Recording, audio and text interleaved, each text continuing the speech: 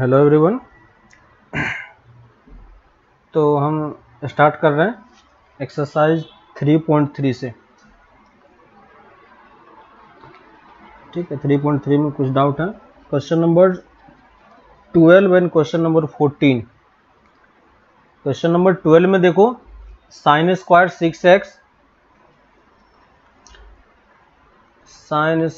6x minus sine square 4x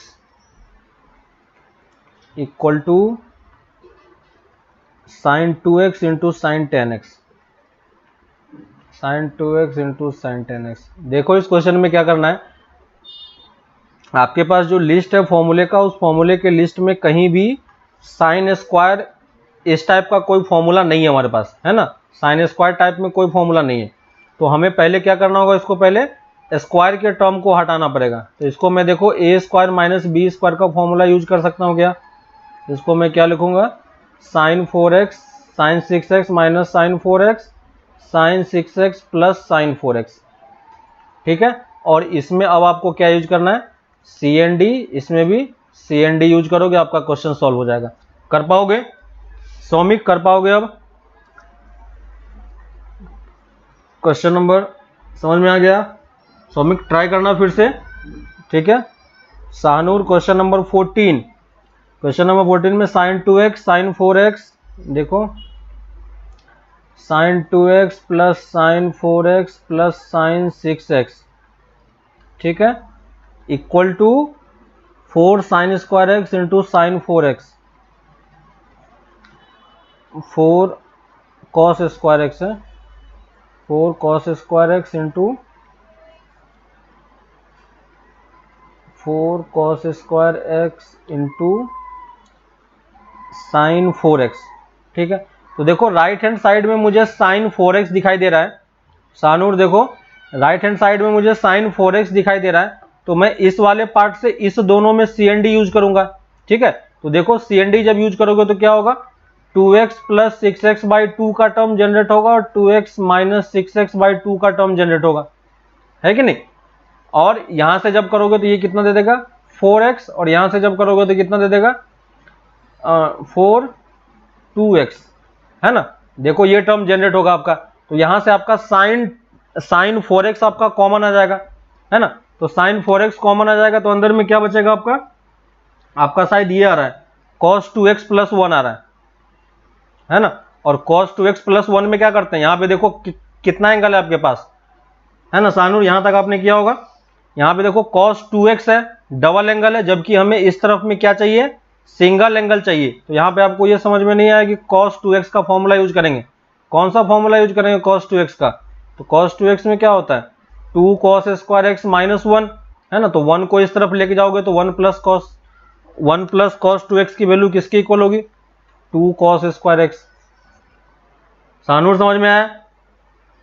तो cos 2x plus 1 की value क्या होगा, ये तो सिंपल फॉर्मूला है बस, cos 2x तो ऑलरेडी आपको दिख रहा है। ठीक है, हो जाएगा, कर पाओगे। नेक्स्ट आते हैं प्रैक्टिस शीट में, जेई वाले प्रैक्टिस शीट में देखो क्वेश्चन नंबर 1110। क्वेश्चन नंबर 1110 में क्या है, देखो हाँ 1110 किसका है, 1110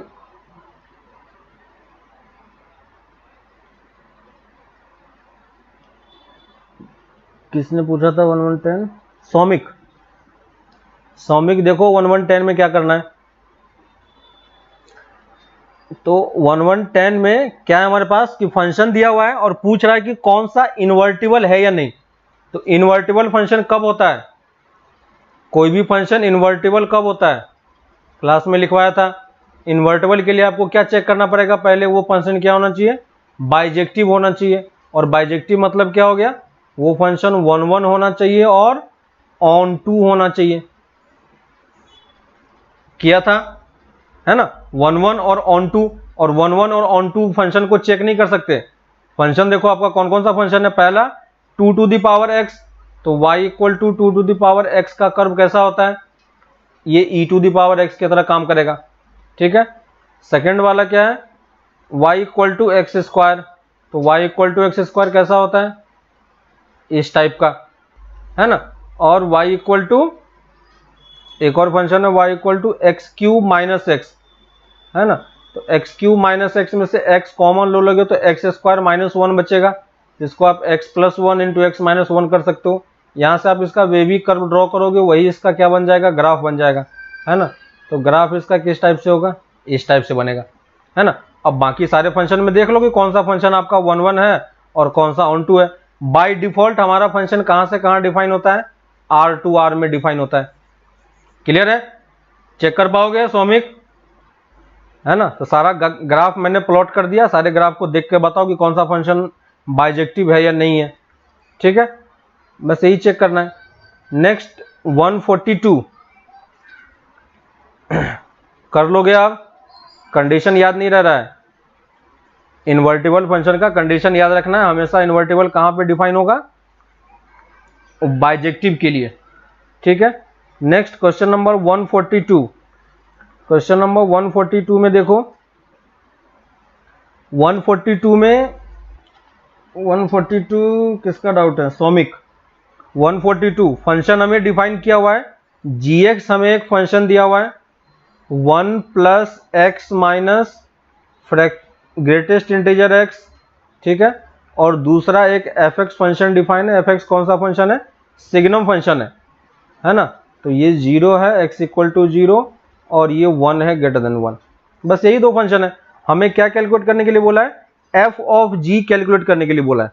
तो f ऑफ g कैलकुलेट करो, x के जगह पे फंक्शन fx में x के जगह पे क्या पुट करोगे, gx पुट करेंगे। देखो तो यहाँ पे gx less than 0, gx equal to 0 और gx ग्रेटर देन 0, बस यही चीज तो चेक करना है। अब gx फंक्शन के बारे में देखो, gx फंक्शन हमारा क्या है, gx फंक्शन जो है, gx फंक्शन को अगर आप ध्यान दोगे तो gx आपका क्या लिखा हुआ है, 1 plus x minus greatest integer x, और x minus greatest integer x क्या होता है, फ्रैक्शनल पार्ट ऑफ x, किया था कि नहीं। तो gx आपका फंक्शन ये है, फ्रैक्शनल पार्ट x ऑलवेज क्या होता है, ग्रेटर देन 0 होता है, याद है, ग्रेटर देन 0 होता है। इसमें अगर 1 ऐड करोगे तो ये क्या हो जाएगा, 1 प्लस ग्रेटेस्ट इंटीजर x की वैल्यू क्या होगी, ग्रेटर देन इक्वल टू 1, यानी जो आपका gx है वो क्या होगा आपका, ग्रेटर देन इक्वल टू 1, यानी gx x की हर एक वैल्यू के लिए क्या है, 1 से ज्यादा है। 1 से ज्यादा है मतलब कौन सा कंडीशन सेटिस्फाई होगा, क्या gx की वैल्यू 0 से कम हो सकती है, नहीं हो सकती है। क्या gx 0 हो सकता है, नहीं हो सकता है। gx ग्रेटर देन 0 हो रहा है, सिर्फ इसी वाले पार्ट में होगा, और ये किसके लिए ट्रू है, for all x belong to r के लिए। इसका मतलब जो आपका f ऑफ gx है सिर्फ वो क्या देगा, 1 देगा, कहां पे, x बिलोंग टू r के लिए। तो इसमें क्या था, सिर्फ क्वेश्चन प्लॉट करना है, समझ में आ गया सौमिक, क्लियर हो गया सौमिक, समझ में आया। Next question number 148, question number 148 देखो, दिग्बल है। 148 में क्या दिया हुआ है, fx is a real value function defined from this and this, ठीक है। और हमें फंक्शन डिफाइन किया हुआ है f of x minus y, देखो f of x minus y equal to fx into fx y minus times f of a minus x into f of a plus y, ठीक है, ये हमें दिया हुआ है। और बोल रहा है where a is given as a constant, और f ऑफ 0 इक्वल टू हमें 1 दिया हुआ है ना। तो f ऑफ 0 की वैल्यू हमें क्या दिया हुआ है, f ऑफ 0 इक्वल टू हमें 1 दिया हुआ है, एक कंडीशन ये हमारे पास। दूसरा कंडीशन हमें दिया हुआ है, हमें बोल रहा है कि f of 2a minus x की वैल्यू बतानी है, ठीक है, f of 2a minus x की वैल्यू बतानी है। तो देखो f of 2a minus x की वैल्यू कैसे निकालेंगे, पहले f ऑफ 0 की वैल्यू हम को यूज करना चाहते हैं। f ऑफ 0 अगर आप यहाँ पे यूज करोगे तो f ऑफ 0 आपको कब मिलेगा, जब x इक्वल टू वाई आप पुट कर दोगे इस इक्वेशन में। ये इक्वेशन फॉर ऑल x और y के लिए क्या है, ट्रू है ना। ये इक्वेशन क्या है आपका, एक्स और वाई की हर एक वैल्यू के लिए क्या ये ट्रू है।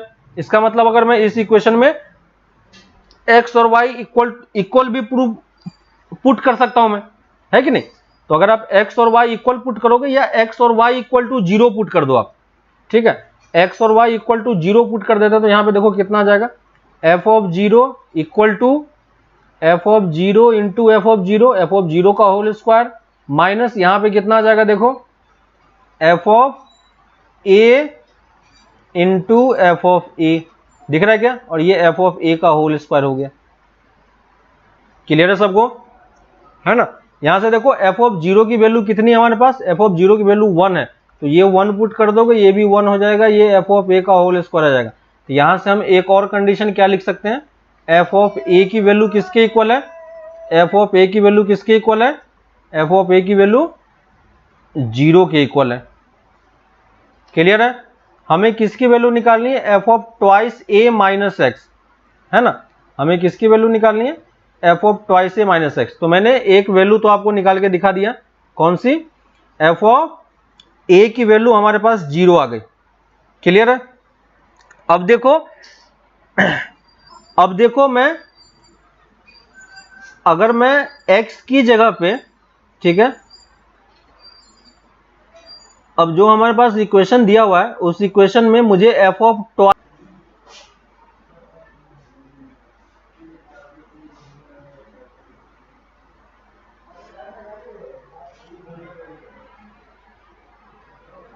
देखो अभी सही है,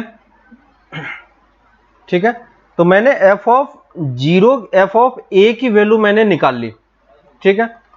अब देखो एफ ऑफ ए निकालने के बाद, है ना, हमें करना क्या है कि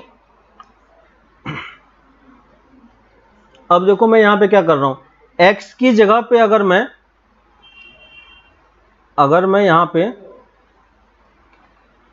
इसी वाले इक्वेशन में, ये जो हमारे पास इक्वेशन दिया हुआ है फर्स्ट वाला, ये वाला देखो, इस वाले में यहां पे मैं क्या कर रहा हूं, इस वाले पार्ट में देखो हमें ट्वाइस ए माइनस एक्स निकालना है कि नहीं, हमें क्या निकालना है, ट्वाइस ए माइनस एक्स निकालना है। तो यहां पे देखो मैं x की जगह पे ट्वाइस ए पुट कर दूं, ठीक है, और सिंपली देखो मैं यहां पे y की जगह पे क्या कर रहा हूं, मैं पहले मेरा एम क्या है पहले मैं वो बता देता हूं। मैं ये चाह रहा हूं कि मुझे कुछ fx का टर्म मिल जाए, ठीक है। अगर हमें fx मिल जाता है तो हम f of twice A minus x भी निकाल सकते हैं। समझ में आ रहा है, दिग्बल है ना।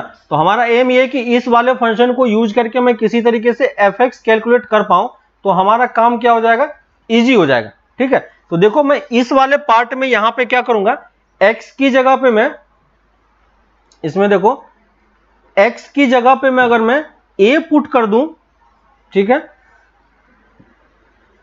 x की जगह पे अगर मैं a पुट कर दूं, यहां पे देखो हमारे पास x माइनस ए का टर्म है, ठीक है। तो पहला काम तो मैं ये कर सकता हूं कि इस वाले फंक्शन में मैं y को 0 कर देता हूं, ठीक है, ऊपर वाले फंक्शन में y को 0 पुट कर रहा हूं। तो हमारे पास फंक्शन देखो क्या बन गया, F X into F of 0 minus F of A minus x into F of A, है ना। ये पुट करने से देखो यहां पे आपके पास एफ एक्स कैंसिल हो जाएगा, एफ ऑफ ए की वैल्यू 0 दी हुई, यहां से हमारे पास कोई कंक्लूजन निकल के नहीं आ रहा है, ठीक है, नो कंक्लूजन, है ना। तो यहां से हमारे पास कोई कंक्लूजन निकल के नहीं आ रहा है, ठीक है।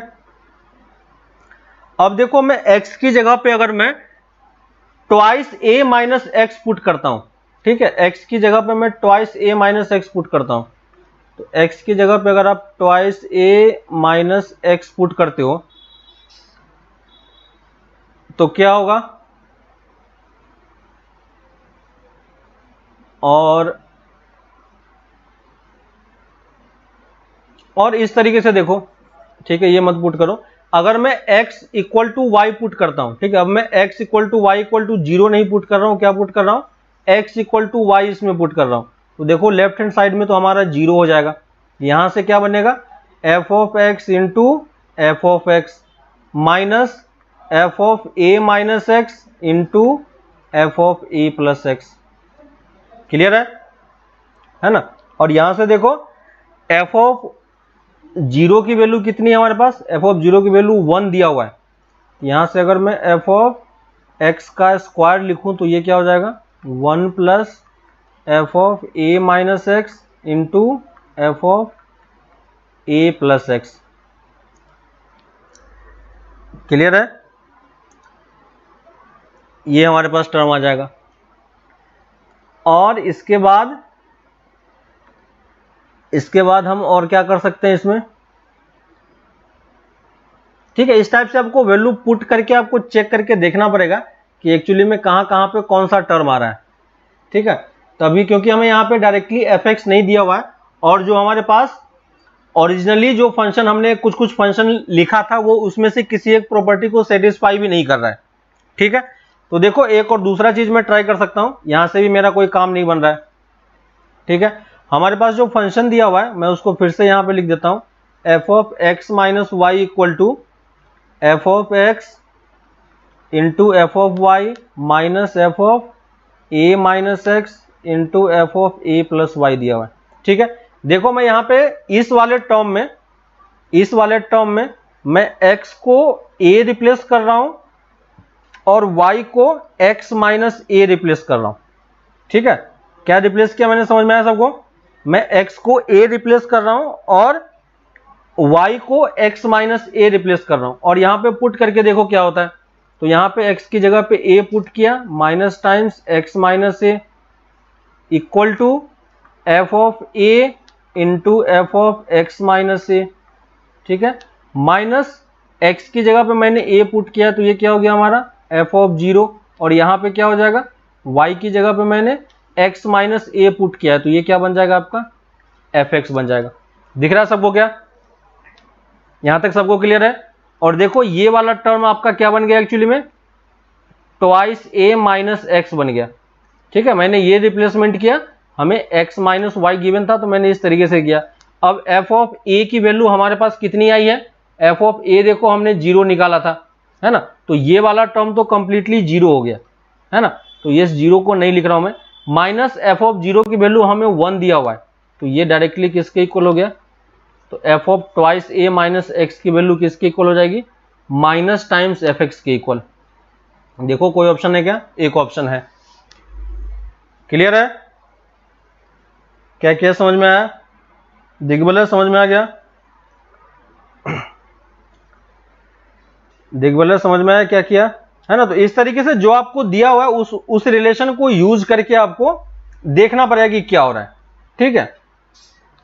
Question number 149, x and y are two empty function, non-empty function f defined from a to b defined और f of c equal to fx, x belong to c, ठीक है। और f inverse d is defined from this, ठीक है। अब मुझे ये बताओ, अब यहां पे देखो, ठीक है, ये प्रॉपरली इनवर्स फंक्शन का डेफिनेशन है, ठीक है। हमने इनवर्स फंक्शन का प्रॉपर डेफिनेशन नहीं देखा था, बस मैंने आपको ये बताया था कि इनवर्स फंक्शन को कैसे निकालना होता है और कैसे सॉल्व करना होता है, ठीक है। तो ये एक्चुअली में इनवर्स फंक्शन का प्रॉपर डेफिनेशन है ना।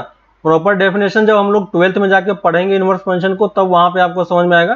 तो 149 को अभी सर्कल मार्क करके रहने दो, ठीक है। जब आप इनवर्स फंक्शन पढ़ोगे प्रॉपरली तब वहां पे आपको समझ में आएगा, ठीक है। तो क्वेश्चन नंबर 149 को आप रहने दो,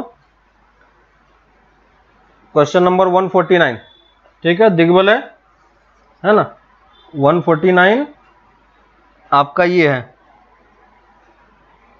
ठीक है। तो 149 हम लोग बाद में करेंगे, 149 आप रहने दो, 12th में जब जाओगे तब फिर ये क्वेश्चन करना 149।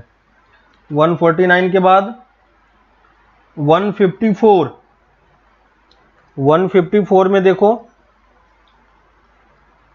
154 फंक्शन हमें डिफाइन किया हुआ है और ये फंक्शन बोल रहा है कि क्या है, ऑन टू ऑड फंक्शन है, ठीक है। gx हमें दिया हुआ है तो ऑड फंक्शन तो आपने पढ़ा है। 154 देखो, 154 फंक्शन हमें दिया हुआ है gx इक्वल टू क्या है, x cube plus 10x plus x square plus 1 divided by p। ठीक है, तो ये बोल रहा है कि p आपका किस इंटरवल में लाई करना चाहिए जिससे ये फंक्शन क्या हो जाए, आपका ऑड फंक्शन हो जाए। तो ऑड फंक्शन का डेफिनेशन क्या होता है, g ऑफ माइनस एक्स निकालते हैं।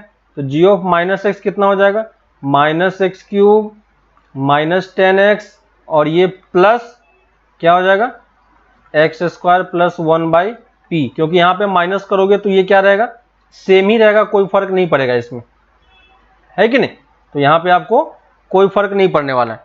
अब देखो, आपको याद है कि ऑड फंक्शन हम किसको बोलते हैं, तो ऑड फंक्शन आप किस तरीके से डिफाइन करते हो, याद है आपको।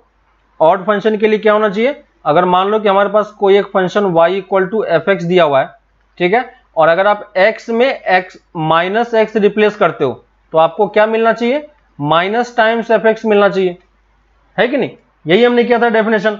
और इसमें अगर आप इसको इस तरफ लेके आ जाओगे तो f of minus x plus f of x equal to क्या होना चाहिए, आपके पास 0 का टर्म होना चाहिए। ये समझ में आ रहा है क्या, ये सबको क्लियर है, ये डेफिनेशन क्लियर है सबको क्या, देख के बताओ।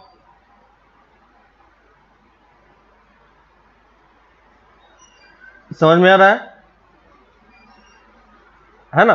तो अब ये चीज देखो कि यहां पे जो हमारे पास फंक्शन है, ये अगर ये कंडीशन सेटिस्फाई होता है तो हम एफ एक्स को क्या बोल सकते हैं, F x is odd function. तो यहां पे देखो मैंने जी ऑफ एक्स निकाला, जी ऑफ माइनस एक्स निकाला, ठीक है, ये कंडीशन भी है, ये कंडीशन भी है, एक ही चीज है दोनों। तो मैं इन दोनों को ऐड कर दूंगा और ऐड करने के बाद देखते हैं कि क्या होता है, ठीक है। तो देखो दोनों फंक्शन को अगर आप ऐड करते हो, दोनों फंक्शन को अगर आप ऐड करते हो तो आपके पास क्या मिलता है, देखो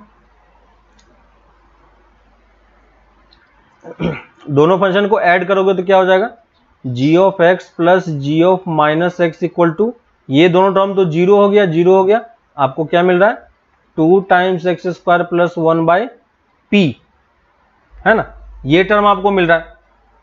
अब देखो कि आपको ये समझ में आना चाहिए कि हमारा x जो है वो कहां से कहां लाई कर रहा है। देखो फंक्शन जो आपको डिफाइन करके दिया हुआ है, फंक्शन हमारा कहां से कहां डिफाइन किया हुआ, -2 to 2 से लेके r तक, यानी ये जो x है वो x हमारा कहां से कहां लाई करना चाहिए, -2 to 2 लाई करना चाहिए, है कि नहीं। ये कहां से कहां लाई करना चाहिए, -2 से 2 तक लाई करना चाहिए। और जो आपका फंक्शन है ना, जो आपका फंक्शन है, आप देखो यहां पे एक्स स्क्वायर की वैल्यू कहां से कहां तक लाई करेगी, 4 से 0 तक लाई करेगा, क्लियर है क्या, 4 से 0 तक लाई करेगा। और अगर आप इसमें 2 से, अगर आप यहां पे 2 से मल्टीप्लाई कर दोगे, ठीक है, तो आपका जो फंक्शन है 2 से मल्टीप्लाई करो, अगर आप एक्स स्क्वायर प्लस 1 की वैल्यू कैलकुलेट करने का ट्राई करो तो एक्स स्क्वायर प्लस 1 की वैल्यू कहां से कहां लाई करेगी, 5 से लेके 1 के बीच में लाई करेगी। बोल सकते हैं क्या, है ना, ये वैल्यू किसके बीच में लाई करेगी, 5 से लेके 1 के बीच में लाई करेगी। और अगर आप इसको डिवाइड कर देते हो, किससे डिवाइड करोगे, p से मैं डिवाइड कर देता हूं, ठीक है, इसको अगर आप p से डिवाइड करोगे तो ये टर्म आ जाएगा। देखो दोनों तरफ, तीनों तरफ मैंने p से डिवाइड कर दिया, ठीक है। एक चीज हमें ये पता है कि एक्स स्क्वायर प्लस 1 की वैल्यू ऑलवेज क्या होती है, ग्रेटर देन 0 होता है कि नहीं। ये बोल सकते हैं एक्स स्क्वायर प्लस 1 की वैल्यू क्या होती है, ऑलवेज ग्रेटर देन 0 होती है ना। और यहां से अगर आप देखोगे तो x square plus 1 by P की वैल्यू भी क्या होगी, ऑलवेज ग्रेटर देन 0 होगी, है ना। और इसको आप ग्रेटर देन 1 भी बोल सकते हो। अगर इस वाले पार्ट को मैं लेता हूं, ठीक है, यहां पे देखो एक्स स्क्वायर प्लस 1 की वैल्यू, एक्स स्क्वायर प्लस 1 की वैल्यू जो होगी, एक्स स्क्वायर प्लस 1 की वैल्यू 1 से ज्यादा होगी, है ना, और डिवाइडेड बाय पी करोगे तो ये वैल्यू पी होना चाहिए, है ना। तो यहाँ पे मैंने यही किया था, ये मैंने p डिवाइड कर दिया था, ठीक है। तो अब देखो 5/p की वैल्यू आप क्या बता सकते हो? 5/p की वैल्यू क्या 1 से कम होगी? बताओ, 5/p की वैल्यू क्या 1 से कम होगी क्या? है ना, 5/p की वैल्यू क्या होनी चाहिए? 1 से कम होना चाहिए। तो यहां से आप, और ग्रेटर देन 0 भी होना चाहिए, है ना, क्योंकि ये जो कंप्लीट क्वांटिटी है, आप यहाँ पे क्वेश्चन में ध्यान से देखो, x की वैल्यू जो है आपका क्या है, x जो है आपका -2 से 2 के बीच में लाई कर रहा है, ठीक है। तो एक्स स्क्वायर आपका क्या होगा? ऑलवेज एक्स स्क्वायर प्लस 1 क्या होगा आपका? ऑलवेज, है ना, वैल्यू आपका, ठीक है, एक्स स्क्वायर आपका क्या होगा? ऑलवेज ग्रेटर देन 0 होगा, है ना। तो यहां से आप देख सकते हो कि x square plus 1 divided by P की वैल्यू जो है वो 0 से 1 के बीच में कहीं ना कहीं लाई करनी चाहिए, है ना। ये वैल्यू कहां पे लाई करनी चाहिए?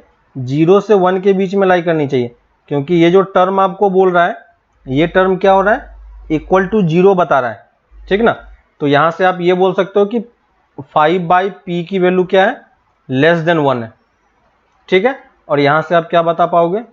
p ग्रेटर देन 5 होना चाहिए, ठीक है। तो देखो एक बार फिर से ट्राई करना क्वेश्चन को, ठीक है। फिर कोई डाउट आता है तो उसको नेक्स्ट क्लास में डिस्कस कर लेंगे। नेक्स्ट है 157। नेक्स्ट है 157। 157 में आपके पास ये दिया हुआ है, आपको fx की वैल्यू कैलकुलेट करनी है, ठीक है। 157 आप रहने दो। 157 एक्चुअली में क्या है? इनवर्स वाले फंक्शन का क्वेश्चन है ना। यहाँ पे डायरेक्टली आपको tan इनवर्स का फॉर्मूला नहीं पता है ना, इसलिए आप इस क्वेश्चन को, है ना, tan inverse of x1 minus x2, अच्छा यहाँ पे माइनस x1 x2 दिया हुआ है, ठीक है। अगर आप, ठीक है, देखो इस टाइप के क्वेश्चन में क्या करना है, 157 में देख लो, 157 में इनवर्स फंक्शन पढ़ लोगे, क्योंकि इसमें देखो एक ऑप्शन इनवर्स फंक्शन का भी दिया हुआ है, ठीक है। तो इनवर्स फंक्शन का भी आपको क्रॉस चेक करके देखना पड़ेगा, ठीक है। x1 और x2 क्या है हमारा? -1 से 1 के बीच में लाई कर रहा है। तो f of x1 minus x2 की वैल्यू किसके इक्वल दी हुई है? f of x1 minus x2 divided by 1 minus x1 x2, है ना, ये वैल्यू हमें दिया हुआ है। अब देखो कि हमारा जो x1 x2 है वो -1 से 1 के बीच में लाई कर रहा है ना। तो यानी आप इस -1 से 1 के बीच में कोई भी वैल्यू यहां पे पुट कर सकते हो, है ना। तो बस आपको यहां पे क्रॉस चेक करके आप देख सकते हो कि कौन सा ऑप्शन सेटिस्फाई होगा, ठीक है। आप डायरेक्टली फंक्शन अभी नहीं निकाल पाओगे, ठीक है। आगे चल के जब जाओगे तो फिर आप निकालने का ट्राई कर सकते हो, लेकिन अभी आपको डायरेक्टली ये चीजें दिखाई नहीं पड़ेगी, ठीक है। अगर मैं मान लो x1 के जगह पे -1 पुट कर देता हूं, तो f of -1 minus f of 1 की वैल्यू कितनी होगी? x1 को मैंने क्या ले लिया? -1, और x2 की वैल्यू मैंने 1 ले लिया, ठीक है। तो यहाँ पे जब वैल्यू पुट करोगे तो राइट हैंड साइड में आपके पास कितना आ जाएगा? देखो राइट हैंड साइड में वैल्यू कितनी आ जाएगी? यहाँ पे देखो f ऑफ -1 डिवाइडेड बाय 1 + 1, तो ये वैल्यू किसके इक्वल हो गई? f ऑफ -1 के, ठीक है। अब आप सारे ऑप्शन में ये वैल्यू पुट करके चेक करके देख लो कि क्या हो रहा है, ठीक ना। सारे वैल्यू को आप पुट करके चेक करके देख लो कि कौन से वैल्यू में ये कंडीशन सेटिस्फाई हो रहा है आपका, है ना। फंक्शन हमें दिया हुआ है ना, फंक्शन हमें दिया हुआ है। आप उस फंक्शन में ये वैल्यू पुट करके चेक कर सकते हो कि किस वाले फंक्शन में f ऑफ -1 में से f ऑफ 1 माइनस करोगे तो आपको फिर से f ऑफ -1 मिल रहा है या नहीं मिल रहा है, ठीक है ना। और यहां पे आप देखोगे तो यहां पे देखो एक्चुअली में ये दोनों टर्म कैंसिल हो गया, ये दोनों टर्म क्या हो गया? एक्चुअली में कैंसिल हो गया, ये वाला टर्म कैंसिल हो गया। तो f ऑफ 1 की वैल्यू कितनी आ रही है आपके पास? 0। तो पहला कंडीशन तो हमारे पास ये आना चाहिए कि f ऑफ 1 की वैल्यू कितनी होनी चाहिए? 0 होनी चाहिए, है कि नहीं। f ऑफ 1 की वैल्यू कितनी होनी चाहिए? 0 होनी चाहिए। अब देखो इसी वाले में अगर आप x1 x2 दोनों को 0 कर देते हो, x1 x2 दोनों को 0 पुट कर दो, ठीक है। इस तरह से आप एक दो वैल्यू कैलकुलेट कर लो। अगर 0 पुट करोगे तो ये क्या हो जाएगा? f of 0 minus f of 0 equal to, यहाँ पे भी आपको 0 ही मिलेगा। और यहां से भी आप देखोगे तो f ऑफ 0 की वैल्यू भी कितनी मिलनी चाहिए आपको? 0 ही मिलनी चाहिए, है ना। तो जो भी इसमें से फंक्शन आप चेक कर लो कि जो भी ये दो फंक्शन सेटिस्फाई करेगा वो आपका क्या हो जाएगा, आंसर हो जाएगा, है ना, समझ में आया। जो भी आपका ये ऑप्शन सेटिस्फाई करेगा वही आपका क्या हो जाएगा, आंसर हो जाएगा। ठीक है, तो आप ये दो कंडीशन सेटिस्फाई करने वाला फंक्शन देख लो। आपके पास 4 फंक्शन दिया हुआ है। ठीक है, चारों फंक्शन में एक बार x की वैल्यू 1 पुट करो और एक बार x की वैल्यू आप 0 पुट करो। ठीक है, कि किस वाले पार्ट में आपको 0 और 0 मिल रहा है। ठीक है, तो जिसमें आपको 0 मिलेगा वही हमारा क्या होगा, आंसर हो जाएगा। ठीक है, कर पाओगे चेक करके देख सकते हो। ठीक है, तो आप चेक करके देख लेना कौन सा ऑप्शन मैच कर रहा है। यहां पे आप क्रॉस चेक कर सकते हो बस। ठीक है, डायरेक्टली आप फंक्शन निकाल नहीं सकते हो। और ये भी एक तरीके से क्वेश्चन सॉल्व करने का तरीका होता है। ठीक है, ऑब्जेक्टिव क्वेश्चन जब आप सॉल्व करते हो तो वहां पे ये भी एक तरीका मेथड होता है सॉल्व करने का, जहां पे हम क्या करते हैं कि कुछ पर्टिकुलर वैल्यूज पुट करके हम अपने आंसर्स को क्रॉस चेक करने का ट्राई करते हैं। ठीक है, फाइनल एम हमारा क्या है, फाइनल एम हमारा यही है कि जो कोई ऑप्शन उसमें से हमारा क्या करना चाहिए, मैच करना चाहिए। ठीक है, तो आप ये मैच करा के भी देख सकते हो। 157 हो गया। 159 में if the equation of a curve remain unchanged by replacing x and y from y to x then curve is, ये बताया नहीं था क्या, ये बताया नहीं था क्या। 159 देखो, 159 क्या नहीं बताया था, सिमेट्रिक वाला कर्व। इफ लिख लो, अगर नहीं बताया तो लिख लो एक बार फिर से। ये चीज हम लोग जब स्ट्रेट लाइन पढ़ेंगे तो वहां पे आपको मैं फिर से बताऊंगा ही। ठीक है, इस पॉइंट को आप लिख लो। सिमेट्रिक का ये भी एक पॉइंट होता है। If x is replaced by y and y is replaced by x, है ना, and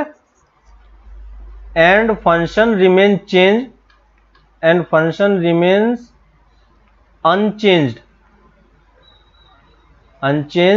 then function is symmetric, लिख लो, function is symmetric about y equal to x line।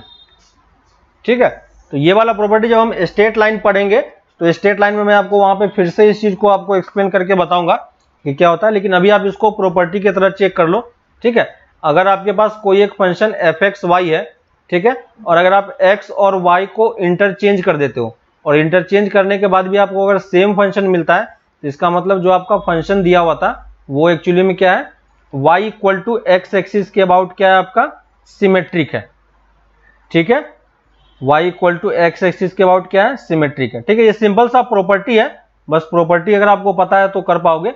ठीक है, अभी मैंने इसलिए शायद नहीं बताया होगा क्योंकि ये स्ट्रेट लाइन में आएगा फिर से, तो वहां पे मैं आपको फिर से एक्सप्लेन करूंगा। लेकिन और आगे जब हम पढ़ेंगे तो और भी ढेर सारा सिमेट्री होता है ना, तो उस सारे सिमेट्री के बारे में भी मैं आपको डिटेल में बताऊंगा।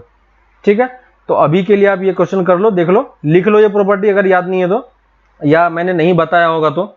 ठीक है, अभी आप ये लिख लो, बाद में स्ट्रेट लाइन में मैं इसको फिर से बताऊंगा। Question number 163, question number 163, question number 163 में देखो क्या है। क्वेश्चन नंबर 163 में हमारे पास एक फंक्शन दिया हुआ है 3 टाइम्स fx, देखो 3 टाइम्स fx। 163 देख लो, 163 किसका है, दिग्बले का। Question number 163, 3 times fx plus 2 times f of x plus 59 divided by x minus 1, ऐसा कुछ है, इक्वल टू 10x प्लस 30। ठीक है, और ये चीज है for x not equal to 1 के लिए। ठीक है, तो x equal not equal to 1 आपको समझ में आ रहा है, क्योंकि यहाँ पे x माइनस 1 है तो हम 1 पुट नहीं कर सकते, लेकिन बाकी सारा कुछ भी आप x पुट कर सकते हो। ठीक है, और हमें एक्चुअली में वैल्यू इसने किसकी निकालने के लिए बोली है, वैल्यू हमें f ऑफ 7 की वैल्यू निकालने के लिए बोला है। ठीक है, तो अगर हमें f ऑफ 7 निकालना है तो पहले आप क्या करो, simply x equal to 7 put करो। ठीक है। तो x इक्वल टू 7 पुट करोगे तो क्या मिलेगा आपको पास, f of 7 plus 2 times f of, यहाँ पे पुट करोगे तो कितना होगा 59 प्लस 7 डिवाइडेड बाई 7 माइनस 1 16, और ऊपर में कितना हो गया 66 और 11 आ रहा है, देखो चेक करके ये वैल्यू आ गई। इक्वल टू यहाँ पे पुट करोगे तो कितना हो जाएगा 7 से 70 और 30 100, चेक करो ये आ रहा है क्या, है ना। तो f ऑफ 7 की वैल्यू ये आ गई। अब देखो यहाँ पे f ऑफ 7 तो प्लॉट करने के लिए मैं डायरेक्टली निकाल सकता था, लेकिन f ऑफ 7 जब मैंने प्लॉट किया तो हमारे पास क्या आ गया, f ऑफ 11 भी जनरेट हो गया, है ना। तो f ऑफ 11 की वैल्यू तो हमें नहीं पता है, अगर f ऑफ 11 की वैल्यू पता हो जाए तो हम इक्वेशन सॉल्व कर सकते हैं कि नहीं, है ना। तो इसको मैं इक्वेशन 1 मान लेता हूं। अब मुझे f ऑफ 11 चाहिए होगा, तो इसी वाले इक्वेशन में x की जगह पे 11 पुट करो। तो देखो मैं फिर x की जगह पे क्या पुट कर रहा हूँ, 11 पुट कर रहा हूँ। तो ये क्या हो जाएगा 3 times f of 11 plus 2 times f of, इसमें 11 पुट करो तो देखो कितना होगा 59 प्लस 11 डिवाइडेड बाई 10, कितना हो गया ये, ऊपर में देखो 70 डिवाइडेड बाई 7, 7 आ गया, इक्वल टू यहाँ पे 11 पुट करोगे तो कितना हो गया 110 और 140। देखो ये मेरा इक्वेशन 2 हो गया। अब क्या f ऑफ 7 नहीं निकाल सकते, इस दोनों इक्वेशन को सॉल्व करके हमें क्या एलिमिनेट करना है, इस दोनों इक्वेशन को सॉल्व करके हमें f ऑफ 11 एलिमिनेट करना है। देखो f ऑफ 11 भी यहाँ है ना, 2 इक्वेशन 2 वेरिएबल, सॉल्व कर पाओगे दिख बोला है ना। ऊपर वाले इक्वेशन में 3 से मल्टीप्लाई करो, दूसरे वाले में 2 से मल्टीप्लाई करो, और फिर दोनों को, है ना, 3 टाइम्स 1 माइनस 2 टाइम्स 11 सेकेंड, यहां से सॉल्व करके आप f ऑफ 7 निकाल पाओगे, कर लोगे। 167 समझ में आ गया। 165 सॉरी 163 था ये, 165 क्वेश्चन नंबर 165 में देखो दिया हुआ है हमें f इनवर्स ऑफ, है ना, एफ एक्स हमें दिया हुआ है greatest integer of, sorry x minus greatest integer x। 165 देखो f इनवर्स x हमें क्या दिया हुआ है, सॉरी एफ एक्स हमें क्या दिया हुआ है x minus greatest integer x, ठीक है। और ग्रेटेस्ट ये एक्चुअली में कहां से डिफाइन किया हुआ है, x की वैल्यू हमारा देखो जो आपका फंक्शन है वो कहां से कहां डिफाइन है, 2,3 से लेके 0,1 तक, ठीक है। ये हमें डेफिनेशन दिया हुआ है फंक्शन का। इसका मतलब जो आपको x चूज करना है वो कहां से चूज करना है, 2,3 से, यानी x की वैल्यू एक्चुअली में ये क्या है, x हमारा कहां पे बिलोंग कर रहा है 2,3 में, है कि नहीं। x किसको बिलोंग कर रहा है 2,3 में। अब मुझे ये बताओ कि अगर x आपका 2,3 को बिलोंग करेगा तो ग्रेटेस्ट इंटीजर x किसको बिलोंग करेगा, 2 को। समझ में आ रहा है क्या, x किसको बिलोंग, ग्रेटेस्ट इंटीजर x किसको बिलोंग करेगा 2 को। यानी ये जो फंक्शन आपको दिया हुआ है ये एक्चुअली में क्या दिया हुआ है, y equal to x minus 2 दिया हुआ है। अब y इक्वल टू x दिया हुआ है तो इसका इनवर्स अब कैलकुलेट कर सकते हैं कि नहीं, है ना। तो क्या करना है, x as a term of y करना है, तो इसको आप क्या लिख पाओगे y प्लस 2, x को हम क्या रिप्लेस करेंगे f इनवर्स x, और y को हम क्या रिप्लेस करेंगे x प्लस 2। तो f इनवर्स x की वैल्यू कितनी हो जाएगी x प्लस 2। क्लियर है, दिग्विजय समझ में आया क्या किया, समझ में आ रहा है ना। तो कैसे इनवर्स फंक्शन कैलकुलेट हो रहा है समझ में आ रहा है ना। ग्रेटेस्ट इंटीजर जब भी दिया हो तो पहले आप ग्रेटेस्ट इंटीजर वाले पार्ट को सॉल्व करने का ट्राई करो, ठीक है। तो आपका एक्सरसाइज 2 कंप्लीट हो गया है, एक्सरसाइज 2 आपका कंप्लीट हो गया है, ठीक है। अभी भी फिर भी किसी को अगर किसी क्वेश्चन में डाउट है, ठीक है, तो आपस में आप लोग पहले डिस्कशन करो, है ना। बहुत लोगों ने सॉल्व किया होगा, ठीक है, आपस में डिस्कशन करके फिर सॉल्व करो। उसके बाद भी अगर समझ में नहीं आता तो फिर पूछना, ठीक है। तो आपस में आप लोग डिस्कशन करते रहो कि किसी क्वेश्चन में, क्योंकि कुछ लोग कर पा रहे हो और कुछ लोग नहीं कर पा रहे हो, तो आपस में अगर डिस्कशन कर लोगे तो क्वेश्चन आपका इजीली समझ में आ जाएगा, ठीक है ना। हो सकता है कि कुछ क्वेश्चन आप लोग इसलिए नहीं पूछ रहे होगे कि आपको लग रहा होगा कि ये इजी सा क्वेश्चन है, क्यों पूछेंगे, ठीक है। तो वो आप लोग आपस में फ्रेंड्स में डिस्कशन कर ही सकते हो, ठीक है ना। तो आप लोग आपस में डिस्कशन करो, किसी भी टाइप का क्वेश्चन हो पूछो, ठीक है। नहीं होता है तो फिर मुझे बताना कि इस क्वेश्चन में नहीं हो रहा है। ठीक है, तो एक्सरसाइज 2 आपका कंप्लीट हो गया। एक्सरसाइज 3 हमें अब नहीं करना है। ठीक है, तो फंक्शन वाला पार्ट आपका कंप्लीट हो गया। जो जो ट्रिगोनोमेट्री वाला पार्ट आपका इस चैप्टर में रह गया था, ठीक है, अभी आपका चैप्टर वगैरह कंप्लीट हुआ है, तो उन सारे क्वेश्चंस को आप फिर से एक बार ट्राई करना। ठीक है, जिनका जिनका क्वेश्चन रह गया था ट्रिगोनोमेट्री वाला, तो उन सारे क्वेश्चन को ट्राई करना, फिर हम उसको आगे सॉल्व करेंगे। ठीक है, तो अब देखो फिर से हम लोग आते हैं अपने ट्रिगोनोमेट्री वाले पार्ट पे। तो ट्रिगोनोमेट्री वाले पार्ट में हम लोग, और किसी क्वेश्चन में डाउट है क्या? 3.3 का अप टू 20 तक शायद दिया था मैंने, 20 या 15 तक दिया था, है ना। नेक्स्ट क्लास में एक्सरसाइज 3.3 आपका कंप्लीट हो जाएगा।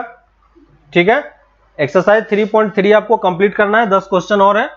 ठीक है, तो वो 10 क्वेश्चन आप ट्राई कर लेना। ठीक है, इसी में कुछ पार्ट है, मैं आपको वो थोड़ा सा रिवाइज करा देता हूं ट्रिगोनोमेट्री में ही। देखो क्वेश्चन नंबर 15 नंबर नहीं हुआ। 15 में देखो, 15 में क्या है, साइन 3x प्लस 4x वाला पार्ट जो है ना, इस वाले पार्ट में आप क्या करो कि थोड़ा सा लेफ्ट हैंड साइड को सॉल्व करो। ठीक है, सुब्रजीत देखो 15 नंबर में जो आपको cot 4x into sine 5x minus 3 दिया हुआ है। ठीक है, cot 4x, देखो cot 4x into sine 5x plus sign 3x दिया हुआ है ना, ये दिया हुआ है। और राइट हैंड साइड में आपको दिया हुआ है cot x इंटू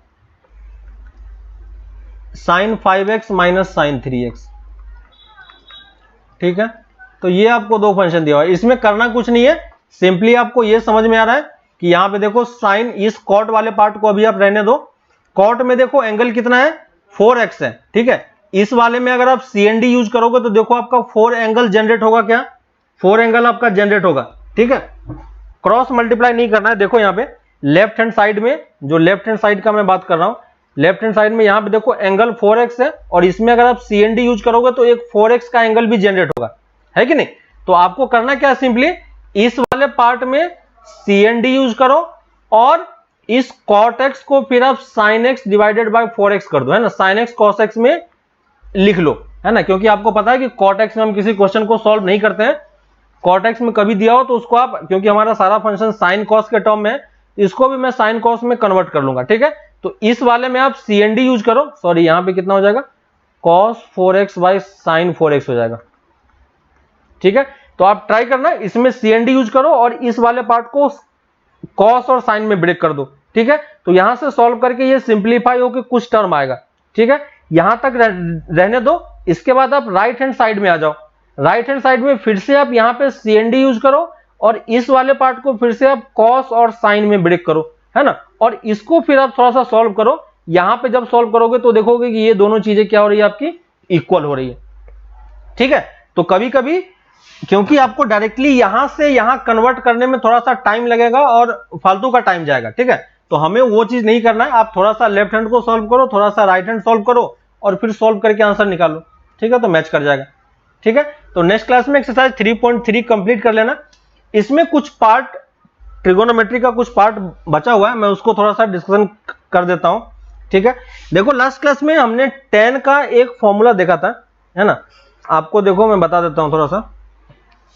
ठीक है, ट्रिपल एंगल वाला फॉर्मूला बहुत कम आता है, लेकिन जब हम ट्रिगोनोमेट्री वाला पार्ट करेंगे, सेकंड ट्रिगोनोमेट्री का सेकंड पार्ट करेंगे जहां पे ट्रायंगल वाला पार्ट आएगा, तो वहां पे इस टाइप का क्वेश्चन ज्यादा यूज होता है। मान लो हमें tan a प्लस b का फॉर्मूला याद है, क्या होता है, tan a plus tan b upon 1 minus tan a tan b, है ना, 1 minus tan a into tan b।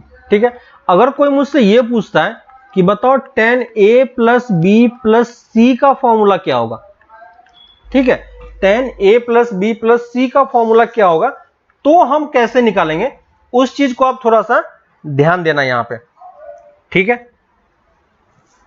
तो देखो मैं यहां पे क्या करूंगा कि सबसे पहली चीज कि आप ऊपर वाले टर्म को देखो। ठीक है, यहां पे मैं कुछ एक सिंबल क्रिएट कर रहा हूं, आप उस चीज को देखना। ऊपर में देखो क्या है, सिंगल सिंगल एंगल का सम है। ठीक है ना, सिंगल सिंगल एंगल का सम है। तो इसको मैं क्या बोल रहा हूं, S1 बोल रहा हूं। समझ में आ रहा है? सिंगल सिंगल सिंगल, यहां पे देखो क्या है, दो दो एंगल का पेयर का प्रोडक्ट है, ठीक है। तो इसको मैं क्या बोल सकता हूं, S2 बोल सकता हूं। S2 समझ में आ रहा है क्या क्या होगा, है ना? हाँ, सानूर दोनों तरफ करना है।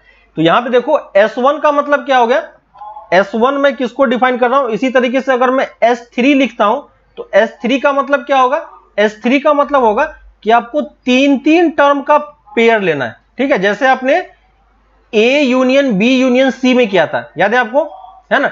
इंक्लूजन एक्सक्लूजन हम लोग किस तरीके से कर रहे थे, ये याद है आपको, है ना? तो अगर कोई S1 बोलता है, S1 मतलब क्या हो गया कि हमें वन वन के टर्म का ऐड करना है, ठीक है। तो यहां पे कितने एंगल है, दो एंगल है, तो S1 की वैल्यू क्या हो जाएगी, सिंगल सिंगल टर्म का एडिशन, ठीक है। यानी सिंगल सिंगल का जितना पेयर बनेगा उन सबको हमें ऐड करना है, ठीक है। S2 अगर कोई बोलता है तो S2 मतलब क्या हो गया कि दो दो के एंगल का जितना पेयर होगा हमें वो लिखना है, ठीक है। तो दो दो के एंगल का कितना पेयर बनेगा, एक ही पेयर बनेगा, है ना, 10A इंटू 10B। आपको याद होगा जब हम लोग N of A union B union C लिख रहे थे, है ना, तो वहां पे मैंने क्या बताया था कि सिंगल सिंगल का हमें पहले पेयर लिखना है ना। तो उसी सिंगल सिंगल के पेयर को हम किस तरीके से लिख रहे थे, N of A N of B plus N of C, याद है?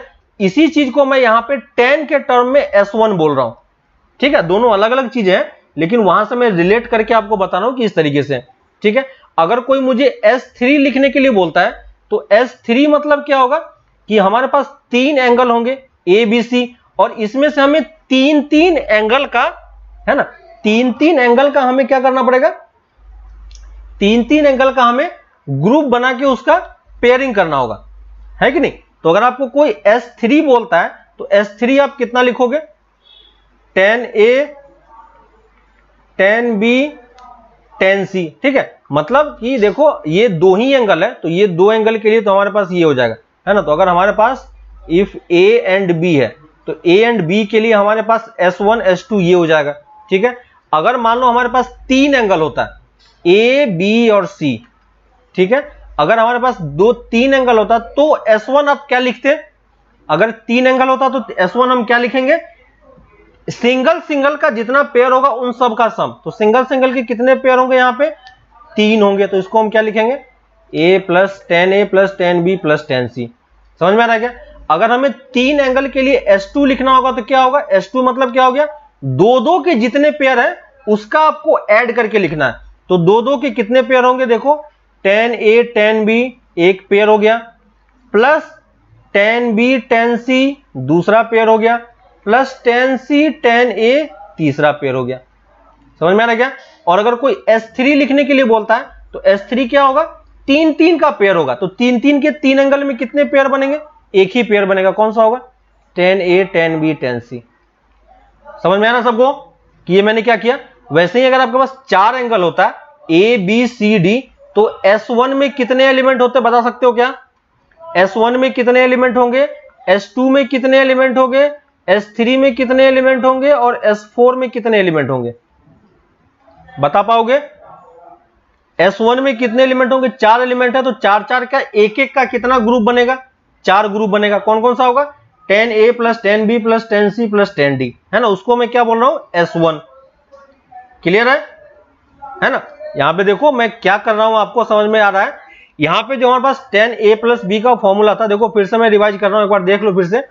10A प्लस B का जो फॉर्मूला है हमारे पास, ठीक है, ये उतना इंपॉर्टेंट नहीं है, लेकिन मैं क्या कर रहा हूं, आपको बस समझाने का ये ट्राई कर रहा हूं कि आपके पास अगर ज्यादा एंगल का भी हो तो भी आप उसका 10 का फॉर्मूला इजिली लिख सकते हो, ठीक है। तो उस चीज को मैं यहां पे दिखाने का आपको ट्राई कर रहा हूं बस। तो देखो दो एंगल अगर होगा तो मैं यहां पे S1 S2 S3 टाइप से टर्म जनरेट कर रहा हूं, ठीक है। और यहां पे लिख लो कि SI मैं किसको बोल रहा हूं, ठीक है।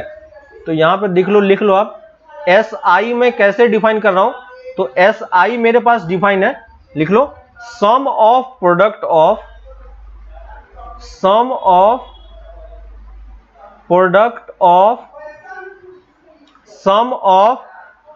ऑफ टेंजेंट ऑफ एंगल्स है ना। टेन को हम क्या बोलते हैं, टेंजेंट्स भी बोलते हैं, है ना, टेंजेंट ऑफ एंगल्स,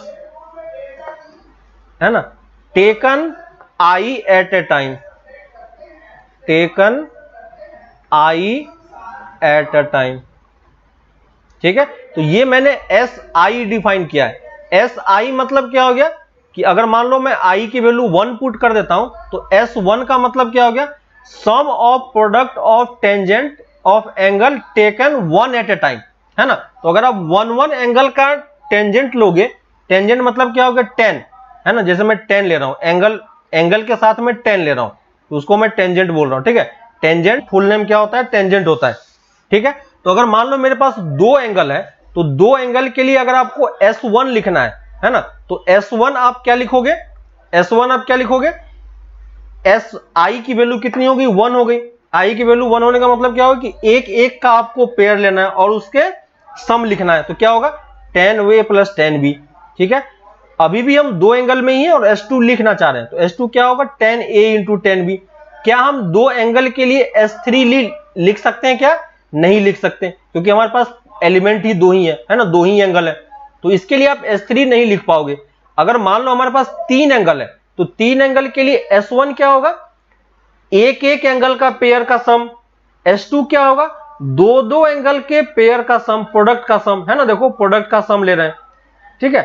S3 मतलब क्या होगा, तीन तीन एंगल के प्रोडक्ट का सम, तो तीन तीन का एक ही पेयर बनने वाला है क्योंकि तीन ही एंगल है, तो डायरेक्टली हम क्या लिखेंगे, प्रोडक्ट लिखेंगे। समझ में आ रहा है आपको क्या। अगर मैं चार एंगल लेता हूं तो S1 में क्या होगा, हमारे पास चार एंगल है, कितने टर्म आएंगे, चार, कौन कौन सा होगा, सिंगल सिंगल का पेयर, तो 10A plus 10B plus 10C plus 10D, है ना। अगर आपको S2 लिखना है, S2 मतलब क्या हो गया, S2 में बताओ कितने एलिमेंट होंगे। अगर आपको S2 लिखना है तो S2 में आप क्या लिखोगे, S2 में आपको दो दो का पेयर बनाना पड़ेगा, तो दो दो के कितने पेयर बनेंगे, तो किस तरीके से लिखना होगा, 10A 10B plus 10B 10C plus 10D 10A, है ना। इस टाइप से कितने पेयर इसके फॉर्म होंगे आपके पास, बता सकते हो क्या। S2 में कितने होंगे, S2 में कितना होगा, 6 एलिमेंट, गलत कर रहे हो सुब्रजीत। S2 में कितने एलिमेंट होंगे, 6 एलिमेंट होंगे, चेक करना। सेम टाइप का क्वेश्चन मैंने वहां भी कराया था यूनियन वाले में, तो वहां पे भी सेकेंड वाले में दो दो के कितने पेयर बनेंगे, परम्यूटेशन कॉम्बिनेशन में याद नहीं है, 4C2, है ना, तो कितने एलिमेंट बनेंगे, दो। S3 में कितने होंगे, S3 मतलब क्या होगा कि तीन तीन का पेयर, तीन तीन का पेयर कैसा होगा, 10A 10B 10C plus 10B 10C 10A, है ना, इस टाइप से 10D, इस टाइप से आप कितने पेयर फॉर्म कर सकते हो, तो यहां से आपके पास कितने पेयर होंगे, टोटल 4 पेयर होंगे। समझ में आ रहा है, समझ में आ रहा है सुब्रजीत, प्रिजा, समझ में आया। S4 में कितने एलिमेंट होंगे, S4 मतलब क्या होगा कि चार चार का प्रोडक्ट, है ना, तो चार चार के कितने प्रोडक्ट बनेंगे, पेयर बनेंगे, एक ही बनेगा, है ना, तो 10A 10B 10C 10D, तो इसमें कितने एलिमेंट हो जाएंगे, एक ही एलिमेंट हो जाएगा, इसमें कितना हो जाएगा, 4 हो जाएगा। क्लियर हो गया, सब हो गया, समझ में आया। ऐसे ही अगर आपके पास 5 एंगल होते तो आप S1 S2 S3 S5 तक लिख पाते, ठीक है। तो देखो मैं इस चीज को यूज करके यहां पे मैं 10 वाला फॉर्मूला लिखने का ट्राई कर रहा हूं, ठीक है। तो अगर आप S1 S2 के टर्म्स में देखोगे तो आपका जो 10A प्लस B है वो एक्चुअली में क्या लिखा हुआ है, देखो S1 divided by 1 minus S2 लिखा हुआ है, दिख रहा है क्या, S1 divided by S minus 1 S2 लिखा हुआ है, ठीक है ना। अगर मान लो आपके पास तीन एंगल होते तो तीन एंगल में आप क्या लिखोगे, S1 minus S3 divided by 1 minus S2, तीन एंगल में क्या लिखोगे,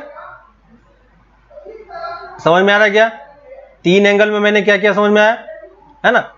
S1 में S1 minus S3 divided by 1 minus S2, है ना। तो ऊपर में जो आपका चलेगा वो किस तरीके से चलेगा, ऑड में चलेगा, और डिनोमिनेटर में आपका क्या चलेगा, इवन के टर्म्स में चलेगा। अगर मान लो हमारे पास यहां पे θ1 प्लस θ2 अप टू θn तक एंगल है, ठीक है, तो भी आप इस तरीके से लिख सकते हो। ऊपर में क्या लिखोगे, S1 S3 प्लस S5 इस टाइप से ऑड पेयर आप ऊपर में मूव कराते जाओ प्लस माइनस ऑल्टरनेट साइन के साथ। क्लियर है? प्लस माइनस ऑल्टरनेट साइन के साथ, प्लस माइनस ऑल्टरनेट साइन के साथ आपका ये मूव करता रहेगा। क्लियर है? S1 S2 S3 इस टाइप से आपका एंगल की तरह ये मूव करता रहेगा। ठीक है, और डिनोमिनेटर में क्या लिखोगे आप? 1 माइनस S2। ठीक है, नीचे में आपको इवन नंबर प्लस माइनस के साथ आपको मूव कराना है, तो S2 plus S4 minus S5 S6 है ना, इस टाइप से आपका ऑल्टरनेटिवली बढ़ता जाएगा, है ना। कहां तक मूव करेगा आपको समझ में आ रहा है? ऊपर में 3 एंगल है तो S3 तक जाएंगे, है ना। ऊपर में आपका n एंगल रहता है, ऊपर में n तक जाना है और नीचे में n-1 तक जाना है। ठीक है, तो ये आपका tan कितने भी एंगल का आप फॉर्मूला डिराइव करके लिख सकते हो। ठीक है, आप इसको एक बार फिर से देखना, ये उतना इंपॉर्टेंट नहीं है, कभी आपसे इस टाइप का एंगल पूछा नहीं जाएगा, लेकिन क्योंकि मैंने आपको वो पढ़ाया था, है ना, आपको मैंने इंक्लूजन एक्सक्लूजन पढ़ाया था, तो उसी वाले पार्ट को हम यहाँ पे यूज करके इस तरीके से फॉर्मूला बना सकते हैं।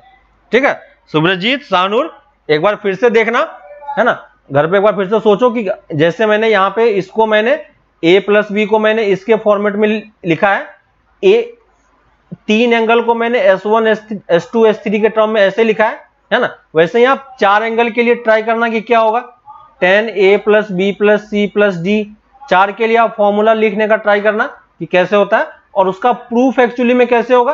तो प्रूफ के लिए आपको वही 2-2 एंगल के ब्रेक में, एंगल के टर्म में ब्रेक करके आपको करना पड़ेगा। ठीक है, तो कुछ भी डिफरेंट नहीं है, आप ऑलरेडी कर चुके हो, लेकिन आपको यहाँ पे एक्सप्रेशन दूसरा दिख रहा है, इसलिए आपको थोड़ा सा लग रहा है कि ये मैं पहले टाइम्स कर रहा हूं। ठीक है, तो ऐसा कुछ नहीं है, आप ये चीज पहले भी कर चुके हो। ठीक है, आप एक बार बस थोड़ा सा इसमें सोचना, है ना, सोचने का आप टाइम नहीं मिल रहा है आपको अभी, इसलिए आपको समझ में नहीं आ रहा। ठीक है, तो आप एक बार खुद से पहले एक बार ट्राई करो, नहीं होता तो नेक्स्ट क्लास में मुझे बताना, तो फिर मैं आपको फिर से इस चीज को एक्सप्लेन कर दूंगा। ठीक है, वैसा कुछ इंपॉर्टेंट नहीं है, ऐसा नहीं कि ऐसा कुछ क्वेश्चन आता है, लेकिन मैंने बस ऐसे ही बता दिया क्योंकि हमने इंक्लूजन एक्सक्लूजन किया था पहले, है ना, तो ये उसी का एक छोटा सा यूजेज है, इसलिए मैं यहाँ पे आपको ये बता दे रहा हूँ। ठीक है, तो ऐसा कुछ प्रॉब्लम नहीं है, आप एक बार खुद से सोचना पहले। ठीक है, आप देखो, ट्राई करो, नहीं होता है तो फिर मुझे बताना, मैं फिर नेक्स्ट क्लास में आपको एक्सप्लेन कर दूंगा। ठीक है, तो बाकी सारा फॉर्मूला आप ऑलमोस्ट देख चुके हो, है ना, कैसे कैसे कौन सा फॉर्मूला यूज होता है और कैसे कहां पे क्या यूज करते हैं, है ना, CND वगैरह कैसे यूज करना है ना, एंगल को आपको ध्यान देना है, डबल एंगल फॉर्मूला कैसे यूज होता है, डबल एंगल में कॉस वाला जो डबल एंगल है वो थोड़ा सा आपको ध्यान रखना है, क्योंकि मैक्सिमम टाइम पे वही चीजें आपको यूज होगी। ठीक है, sin 3a और cos 3a का फॉर्मूला याद रखना। ठीक है, रेयरली यूज होता है, लेकिन कभी कभी उस पर डायरेक्टली क्वेश्चन बन जाते हैं।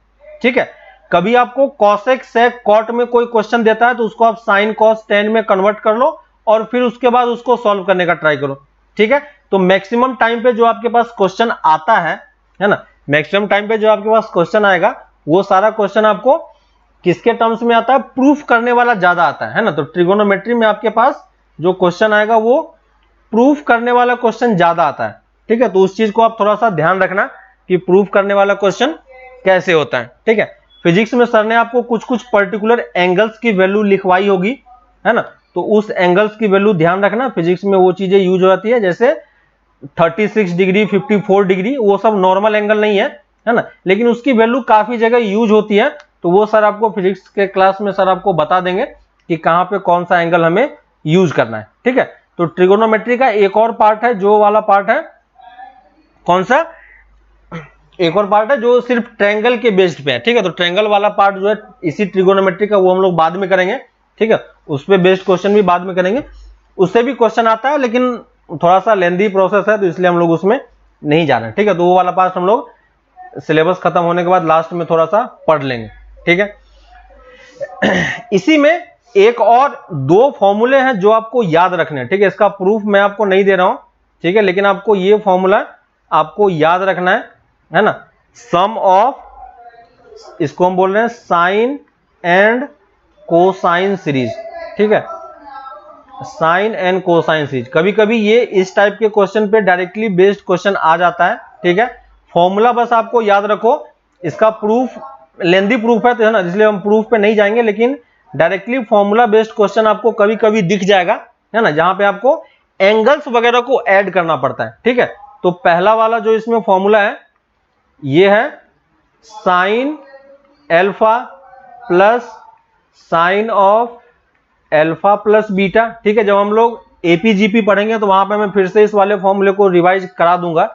ठीक है, लेकिन अभी के लिए क्योंकि ट्रिगोनोमेट्री वाला पार्ट है तो इस टाइप से आप देख लो। ठीक है, ये अल्फा एंगल है और ये बीटा एंगल हर एक वाले पार्ट में बढ़ रहा है और साइन के साथ वो ऐड हो रहा है।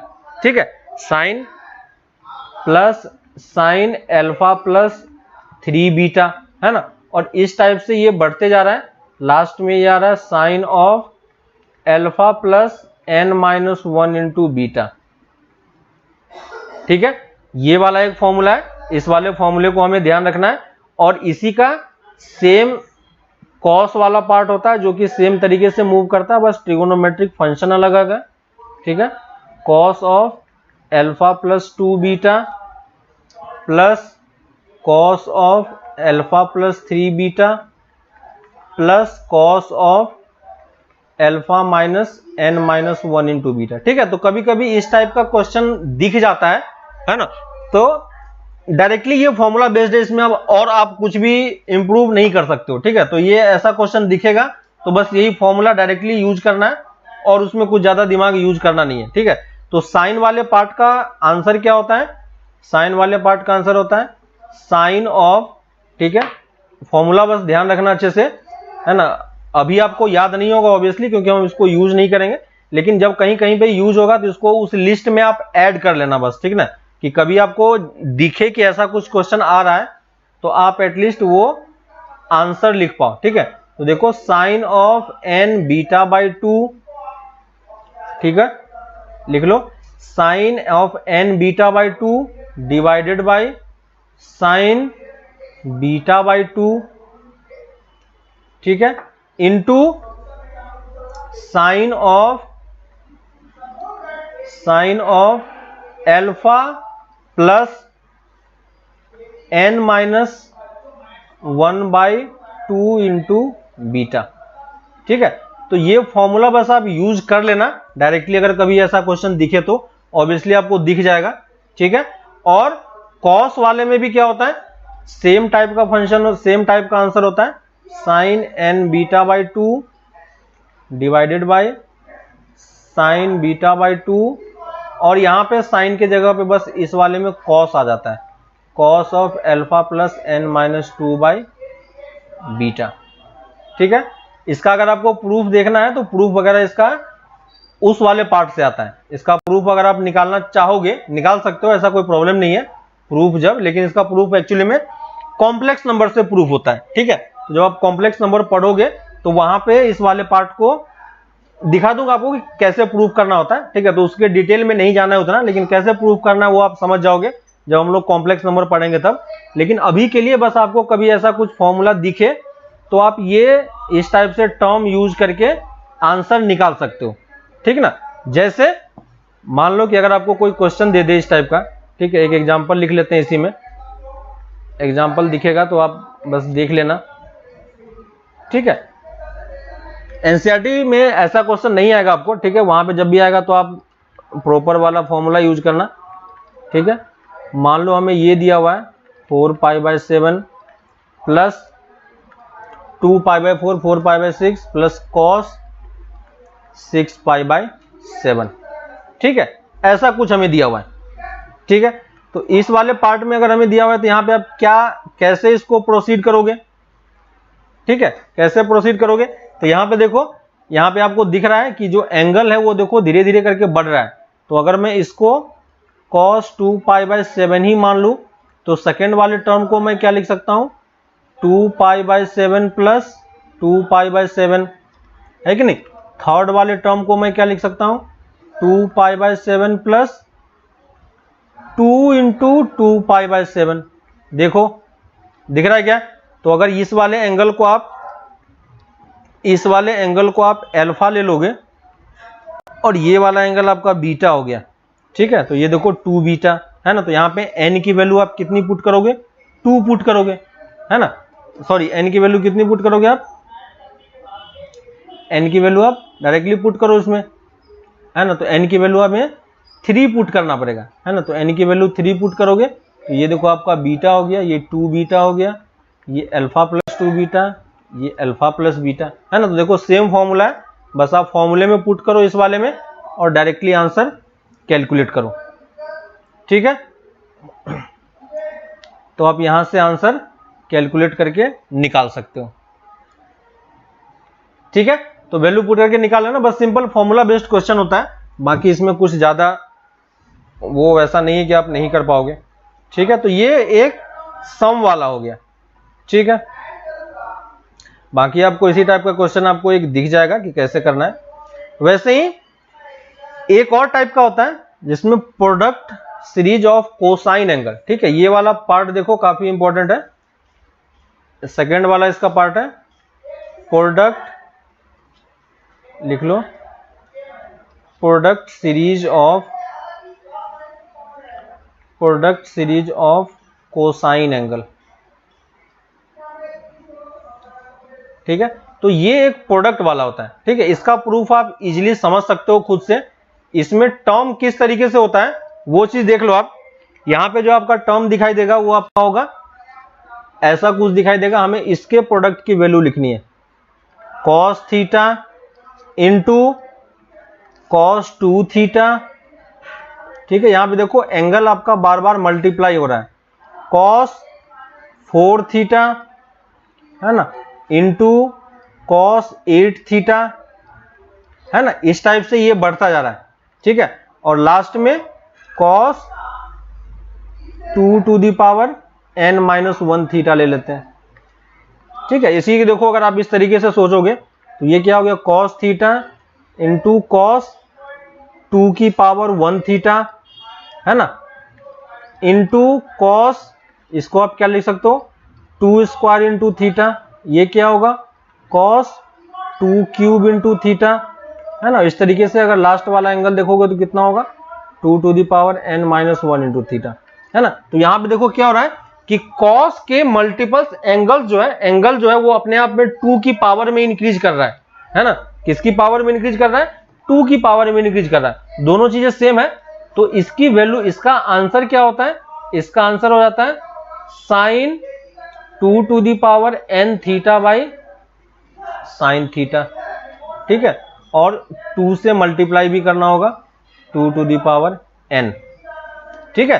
तो इसका आंसर ये होता है। अब कैसे होता है इसका आंसर, क्या कोई समझ सकते हो इसको, क्या कोई बता सकते हो कि इसका आंसर ये क्यों हो रहा है ना।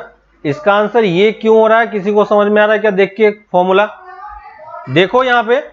इसका प्रूफ की जहां तक बात है, इसका प्रूफ थोड़ा सा इंपॉर्टेंट है, तो वो प्रूफ देखना क्योंकि ऐसा क्वेश्चन आपके पास बहुत बार आएगा, ठीक है। तो देखो पहला टर्म कॉस थीटा है, दूसरा टर्म कॉस 2 थीटा है, तीसरा टर्म कॉस 4 थीटा है, चौथा टर्म कॉस 8 थीटा है, पांचवा टर्म कॉस 16 थीटा है, ठीक है। मान लो मैं यहां तक आपको सॉल्व करके दिखा रहा हूं, बाकी इसी चीज को आप n टाइम्स तक एक्सटेंड कर सकते हो, ठीक है। मान लो मुझे ये टर्म दिया हुआ है और इसकी वैल्यू हमें लिखनी है, तो मैं कैसे इसको सोचूंगा। तो देखो इसको सोचने के लिए पहले मुझे यहाँ पे कॉस थीटा दिख रहा है ना। तो इस वाले में मैं क्या कर रहा हूं, ऊपर नीचे साइन थीटा से मल्टीप्लाई कर रहा हूं, ठीक है। साइन थीटा से मल्टीप्लाई कर सकते हैं, कोई प्रॉब्लम नहीं है ना। अब देखो साइन थीटा से मल्टीप्लाई करने पे फर्क क्या पड़ा, साइन थीटा से मल्टीप्लाई करने पे फर्क ये पड़ रहा है कि ये जो दो टर्म है sine theta into cos theta, ये हमारे पास किसका फॉर्मूला बन जाता है, साइन 2 थीटा का फॉर्मूला बन जाता है। साइन 2 थीटा का फॉर्मूला क्या होता है, 2 sine theta into cos theta, है कि नहीं। लेकिन यहाँ पे 2 कम है, अगर 2 होता तो हम साइन 2 थीटा लिख पाते, तो इसको आप ऊपर नीचे 2 से मल्टीप्लाई कर दो, है ना। 2 से जब मल्टीप्लाई किया तो ये कंप्लीट टर्म आपके पास क्या बन गया, ये कंप्लीट टर्म आपके पास क्या बन गया, बता सकते हो कोई।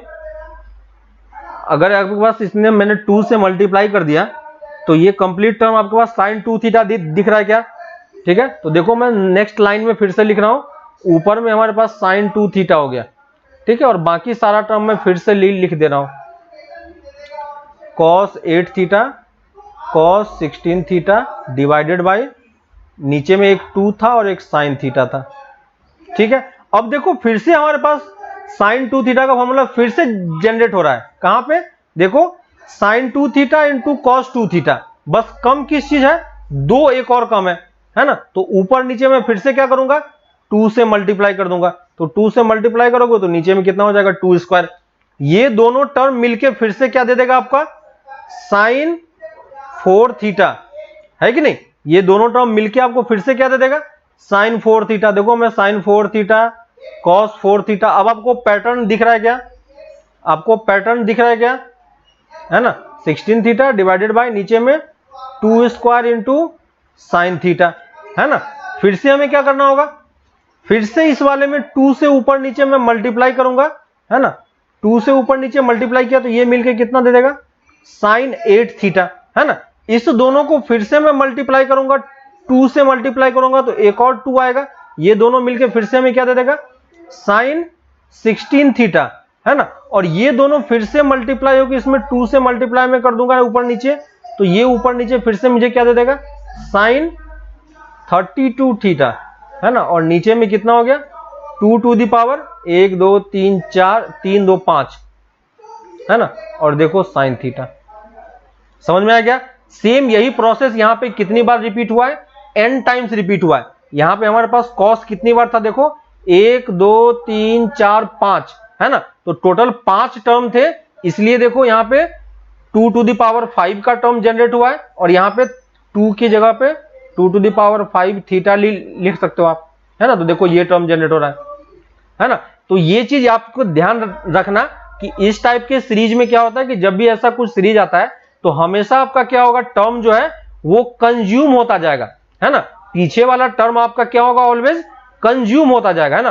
कॉस पीछे वाले टर्म से साइन से आप मल्टीप्लाई डिवाइड करोगे तो ये सारा टर्म एक दूसरे को कंज्यूम करते करते देखो एक सिंगल टर्म में आपका आंसर आ रहा है, ठीक है। तो इसलिए ये फॉर्मूला थोड़ा सा क्या है, इंपॉर्टेंट है, इसलिए हम इसको थोड़ा सा अच्छे से देख रहे हैं, ठीक है। तो ये वाला एक प्रॉपर्टी याद रखना, एक प्रॉपर्टी की तरह ही है, फॉर्मूले की तरह ही है, तो है ना। तो फॉर्मूले का फॉर्मेट आप याद मत रखो, बस आप देखो कि मैंने क्या किया है ना। ऊपर नीचे बस आपको साइन से मल्टीप्लाई करना है और आपको 2 को एडजस्ट करते जाना है, आपका क्या मिल जाएगा, वैल्यू मिलता जाएगा, ठीक है। नेक्स्ट हम आते हैं, एक और टॉपिक है, इसके बाद ये वाला पार्ट आपका खत्म हो जाएगा, ठीक है। देखो तो एक और प्रॉपर्टी हमारे पास जिसको हम बोल रहे हैं, है ना, एक और प्रॉपर्टी हमारे पास जिसमें हम ट्रिगोनोमेट्रिक फंक्शन का रेंज निकालने का ट्राई करेंगे, ठीक है। जो मैंने लास्ट क्लास में आपको छोड़ देने के लिए बोला था, ठीक है। तो देखो अब कैसे निकालते हैं, रेंज ऑफ, लिख लो एक और पार्ट है, रेंज ऑफ ट्रिगोनोमेट्रिक एक्सप्रेशन, ठीक है, रेंज ऑफ ट्रिगोनोमेट्रिक एक्सप्रेशन, ठीक है। और इस वाले में जो हमारे पास एक्सप्रेशन होगा, मान लो हम एक्सप्रेशन को ई से डिनोट कर रहा हूं, ठीक है, और वाई से ले रहा हूं। मान लो कि आपके पास जो फंक्शन हमें दिया होगा वो Y equal to A sine x plus B cos X format का होगा, ठीक है। A sine x plus B cos X format का होगा, और फर्क नहीं पड़ता, प्लस माइनस भी हो सकता है, कोई फर्क नहीं पड़ता, है ना। यहाँ पे आप माइनस भी ले लो तो भी सेम ही आंसर आता है, ठीक है। तो मैं प्लस के लिए सॉल्व करके आपको बता रहा हूं। तो यहाँ पे आपको ये जो y होता है, ये हमें y का रेंज बताना है कि y कहां से कहां तक लाई करेगा। आपको याद होगा कि अगर हमें y equal to sine theta देता है ना, तो y कहां से कहां लाई करता है, 1 से -1 तक लाई करता है। अगर y इक्वल टू कोई 2 साइन थीटा देता तो y कहां से कहां तक लाई करेगा, +2 से -2 के बीच में। ये हमने ऑलरेडी किया है। और cos के लिए भी सेम चीज हमारा लाई कर रहा है। लेकिन अगर ऐड हो रहा है ना, देखो दोनों टर्म क्या हो रहा है, यहाँ पे ऐड हो रहा है, तो हम इसको कैसे निकालते हैं, तो उस चीज को मैं समझाने का ट्राई करता हूं। तो यहां पे जो आपका y का रेंज होता है, ठीक है, y का रेंज देख लो कहां से कहां तक लाई करता है। तो y का रेंज जो है आपका, ये जो साइन के साथ कोफिशिएंट है a और कॉस के साथ कोफिशिएंट है b, इन दोनों का स्क्वायर करके आप रूट ले लो। तो a स्क्वायर b स्क्वायर से लेके less than equal to a square plus b square minus times के साथ, ठीक है। तो यहां पे आपका जो y लाई करता है वो किसके बीच में लाई करता है, इसके बीच में लाई करता है, ठीक है। इसका प्रूफ देखो, इसका जनरल प्रूफ भी है, लेकिन मैं आपको एक पर्टिकुलर प्रूफ निकाल के बता रहा हूं। जैसे एग्जांपल के थ्रू मैं आपको समझाता हूं। मान लो y इक्वल टू हमें किसी ने sine x plus cos x दिया है, ठीक है। Sine x plus cos x की वैल्यू हमें रेंज निकालने के लिए बोला है। तो आप पहली चीज याद रखना कि हमें इस टाइप के फंक्शन का रेंज निकालना नहीं आता है। हमें किस टाइप के फंक्शन का रेंज निकालना आता है? इस टाइप के फंक्शन का, यानी इस तरफ हमारे पास क्या होना चाहिए? सिर्फ एक ही ट्रिगोनोमेट्रिक फंक्शन होना चाहिए। या तो साइन होता तो हम निकाल पाते, कॉस होता तो निकाल पाते, लेकिन यहाँ पे जो हमें फंक्शन दिया हुआ है, यहाँ पे एक्चुअली में क्या है? साइन भी है और कॉस भी है ना। तो हमें किसी तरीके से इसको कंबाइन करके क्या करना है? एक फंक्शन में कन्वर्ट करना है, ठीक ना। किसी तरीके से कंबाइन करके क्या करना है? हमें एक फंक्शन में कन्वर्ट करना है। तो देखो, एक फंक्शन में कन्वर्ट करने के लिए मैं क्या करूंगा? इस वाले फंक्शन में जो हमें y दिया हुआ है, sine x plus cos x जो हमें दिया हुआ है, इसमें मैं ऊपर नीचे 1/√2 से मल्टीप्लाई कर रहा हूं, ठीक है। देखो, √2 से मैंने मल्टीप्लाई किया और √2 से मैंने डिवाइड भी कर दिया, ठीक ना। √2 से मैंने मल्टीप्लाई किया और √2 से मैंने डिवाइड भी कर दिया। और इससे हमारा फायदा क्या हो गया? इससे हमारा फायदा ये हो गया कि ये वाला टर्म देखो, 1/√2 को मैं अब क्या लिख सकता हूं? साइन एक्स तो हमारे पास ऑलरेडी है ही, इस वाले को मैं कॉस 45 डिग्री लिख सकता हूं कि नहीं, है ना। और 45 को मैं π/4 लिखूंगा, तो cos π/4 लिखा जा सकता है कि नहीं। और यहां पे देखो cos x है और एक और 1/√2 है, उसको भी मैं π/4 लिख दूंगा, ठीक है। तो sin π/4 और cos π/4 अगर आप फिर से करोगे, है ना, देखो यहां पे मैंने क्या किया? ऊपर नीचे 1/√2 से मल्टीप्लाई डिवाइड किया, ठीक है। एक बार आप देख लो, और भी एग्जांपल करेंगे तो आपको समझ में आएगा। तो यहां पे मैंने प्रूफ के लिए क्या किया? ऊपर नीचे मैंने बस 1/√2 से मल्टीप्लाई डिवाइड किया। 1/√2 ही मुझे समझ में क्यों आया वो मैं अभी आपको एक्सप्लेन कर रहा हूं यहाँ पे कि क्यों वही चीज आ रहा है। तो देखो यहाँ पे ये चीज जनरेट हो गया, और ये एक्चुअली में आपका फॉर्मूला क्या बन गया? √2 ऑफ साइन एक्स प्लस π/4। देखो, साइन a प्लस b का फॉर्मूला हो गया। और अब देखो हमारे पास जो y है वो क्या बन गया? एक सिंगल ट्रिगोनोमेट्रिक फंक्शन बन गया, है ना। क्या बन गया? देखो, सिंगल ट्रिगोनोमेट्रिक फंक्शन बन गया। और हमें ये तो पता है कि इसकी वैल्यू कहां से कहां लाई करती है? 1 से -1 के बीच में लाई करती है। तो अगर √2 से मल्टीप्लाई करोगे तो ये वैल्यू किसके बीच में लाई करेगी? y की वैल्यू √2 से लेके -√2 के बीच में लाई करेगी। क्लियर है क्या? क्या किया मैंने? समझ में आया सबको? क्या किया मैंने? समझ में आया? क्लियर है? तो हमें करना क्या है कि जब भी आपके पास इस टाइप का कोई भी ट्रिगोनोमेट्रिक फंक्शन दे, है ना, जैसे मान लो इन जनरल फॉर्मेट में अगर बात करता हूं मैं, a = sin x plus b cos x हमें दिया हुआ था, ठीक है। तो मैं यहां पे करूंगा क्या? यहां पे जो साइन और कॉस का कोफिशिएंट है, ठीक है, यहां पे देखो साइन और कॉस का जो कोफिशिएंट था, क्या क्या कोफिशिएंट था? 1 और 1 था। मैंने इसीलिए दोनों के स्क्वायर से डिवाइड और मल्टीप्लाई किया, ठीक है, रूट के साथ, ठीक है। तो यहां पे जो हमारे पास a और b दिया हुआ है, a और b को आप क्या कर सकते हो? हमें इसको किससे मल्टीप्लाई डिवाइड करना होगा? ऑलवेज किससे मल्टीप्लाई डिवाइड करना होगा? a² plus b² root over के साथ, ठीक है ना। साइन और कॉस के जो कोफिशिएंट है उसके स्क्वायर के रूट से हमें क्या करना है? मल्टीप्लाई एंड डिवाइड करना है, ठीक है। मल्टीप्लाई एंड डिवाइड क्यों करना है? देखो, इससे फायदा क्या होगा? तो अगर आप मल्टीप्लाई डिवाइड करोगे तो क्या हो जाएगा?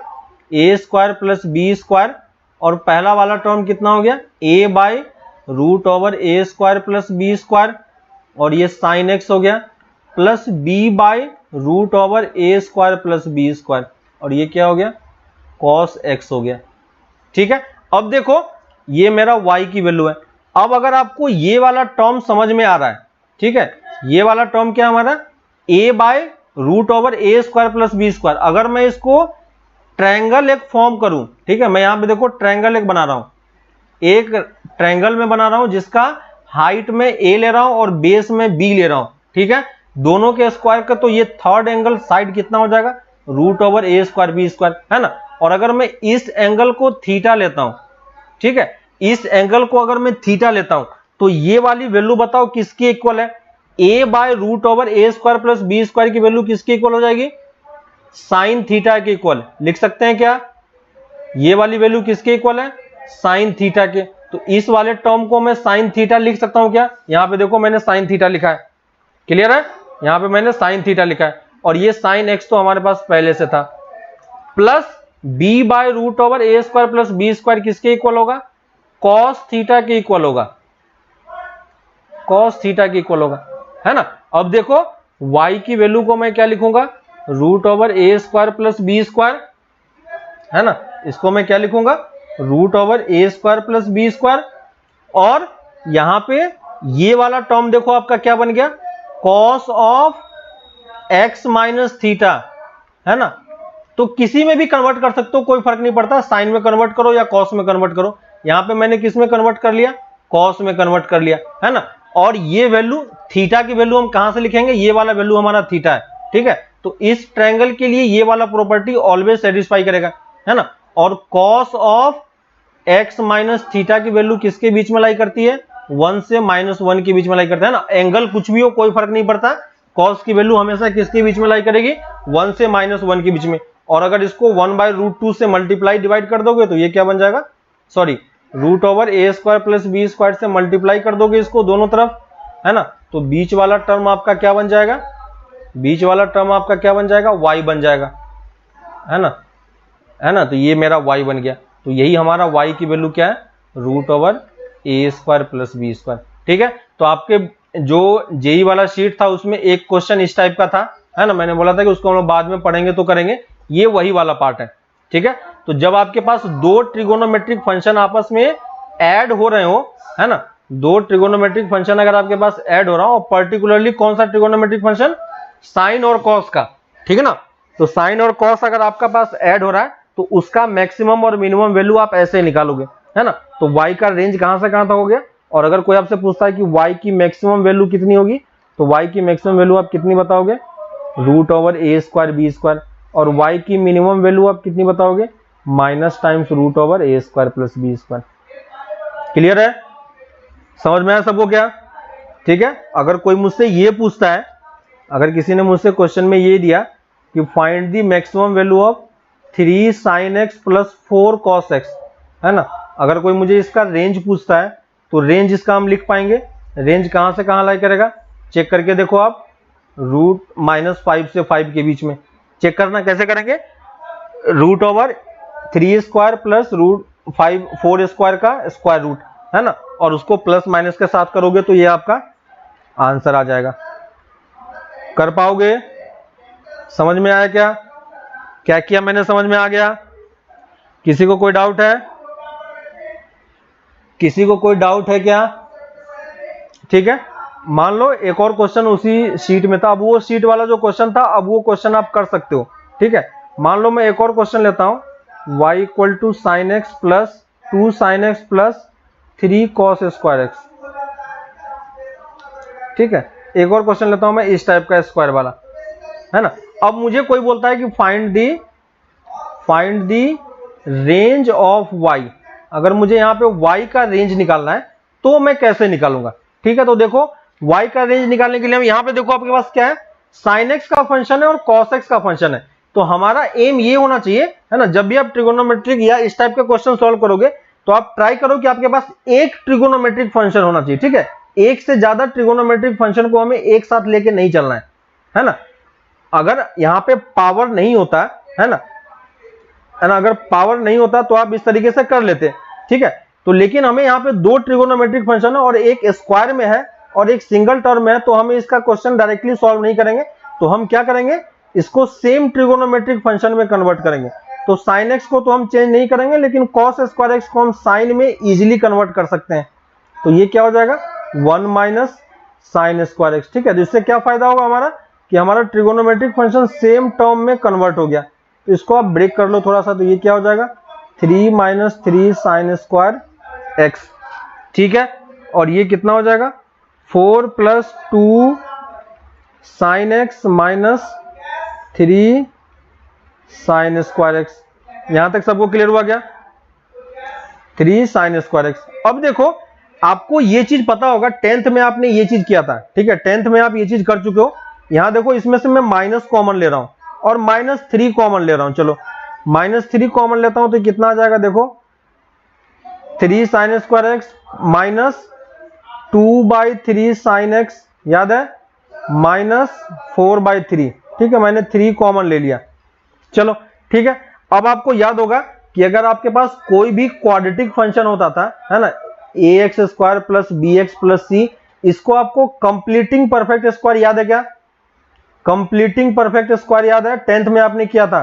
कंप्लीटिंग परफेक्ट स्क्वायर, किसी भी स्क्वायर को, किसी भी क्वाड्रेटिक फंक्शन को आप परफेक्ट स्क्वायर में कन्वर्ट कर सकते हो, है ना। याद नहीं है तो हम लोग जब क्वाड्रेटिक पढ़ेंगे तो वहां पे मैं इसको बताऊंगा, लेकिन आपने 10th में ऑलरेडी किया हुआ है तो इसको हम डिटेल में डिस्कशन नहीं करेंगे, ठीक है। ये कंप्लीटिंग परफेक्ट स्क्वायर याद कर लो आप लोग, ठीक है, अगर नहीं जिसको पता है ना। कैसे करते हैं, है ना। जैसे मान लो कि मुझे ये क्वेश्चन दिया हुआ है x square plus 3x plus 2 दे दिया है, ठीक है, और मुझे कोई बोल रहा है कि इसको कंप्लीटिंग परफेक्ट स्क्वायर में कन्वर्ट करना है ना। तो कंप्लीटिंग परफेक्ट स्क्वायर में कन्वर्ट करना तो मैं क्या करूंगा, यहाँ पे देखो ये एक्स स्क्वायर ऑलरेडी आपके पास है, प्लस ये वाला जो टर्म है इसको मैं ट्वाइस ए बी में ब्रेक करूंगा, तो इसको मैं क्या लिख सकता हूं 2 इंटू 3/2 इंटू एक्स, ऐसा आपने 10th में किया था कि नहीं। प्लस 3/2 का होल स्क्वायर में ले लूंगा, माइनस 3/2 का होल स्क्वायर कर दूंगा और प्लस 2 कर दूंगा। याद होगा आपको, सबने किया है कि नहीं, बताओ जल्दी से, है ना। और ये देखो ये वाला पार्ट आपका क्या हो गया, x प्लस 3/2 का होल स्क्वायर ये बन गया, और माइनस यहाँ पे कितना हो जाएगा प्लस 2 माइनस 9/4, है ना। तो ये अलग टर्म हो गया। तो ये देखो मेरा completing perfect square, perfect square में हमारा कंप्लीट हो गया, ठीक है। सेम मेथड में यहाँ पे अप्लाई कर रहा हूं, इसको भी मैं यहाँ पे देखो साइन में हमारे पास क्वाड्रेटिक बन रहा है ना, साइन में हमारे पास क्वाड्रेटिक बन रहा है पूरा टर्म, तो मैं साइन में इसको क्या करूंगा परफेक्ट स्क्वायर में कन्वर्ट करने का ट्राई करूंगा, ठीक है। तो यहाँ पे देखो साइन स्क्वायर का टर्म तो है ही हमारे पास, सबने किया है, ठीक है। तो मैं इसका आंसर डायरेक्टली लिख रहा हूं, आप घर पे खुद से इसको ट्राई करना कि अगर आप इसको साइन को परफेक्ट स्क्वायर में ब्रेक करोगे, परफेक्ट स्क्वायर में करने का ट्राई करोगे, तो देखना कि क्या ये टर्म आ रहा है कि नहीं, ठीक है। साइन एक्स माइनस 1/3 का होल स्क्वायर, आप चेक करना और बताना मुझे कि ये टर्म आ रहा है कि नहीं, है ना। Sine x minus whole square plus 13/3, चेक करके बताना मुझे, ठीक है। आप लोग घर पे खुद से ट्राई करना, मैंने यहाँ पे डायरेक्टली लिख दिया है, ठीक है। आप इसको खुद से सॉल्व करना और बताना कि इसका परफेक्ट स्क्वायर ये आ रहा है कि नहीं, ठीक है। जिसका परफेक्ट स्क्वायर यही आता है, तो y की वैल्यू देखो कन्वर्ट होके यहां तक पहुंच गई, ठीक है। तो जब भी आपके पास ट्रिगोनोमेट्री में इस टाइप का टर्म हो और आपको इसका रेंज पूछे, तो आपको पहले कंप्लीटिंग परफेक्ट स्क्वायर बनाना है सेम एक ट्रिगोनोमेट्रिक फंक्शन में, ठीक है। अब देखो ये परफेक्ट स्क्वायर है ना, तो ये वैल्यू तो ऑलवेज क्या होगी, है ना, साइन 1/3 जो स्क्वायर है ये क्या होता है ऑलवेज ग्रेटर देन 0 होता है। समझ में आ रहा है क्या, ये क्या होता है always greater than equal to 0 होता है ना। और जो आपका ये वाला पार्ट है ना, ये वाला पार्ट क्या होगा आपका always greater than equal to 0 होगा। समझ में आ रहा है ना, ये वाला पार्ट तो क्या होगा always greater than equal to 0 होगा। और देखो ये ग्रेटर देन इक्वल टू 0 है, और अगर साइन एक्स कहीं पे अगर 0 हो जाता है ना, साइन एक्स अगर कहीं पे आपका 0 हो जाएगा तो ये वैल्यू किसके इक्वल हो जाएगी,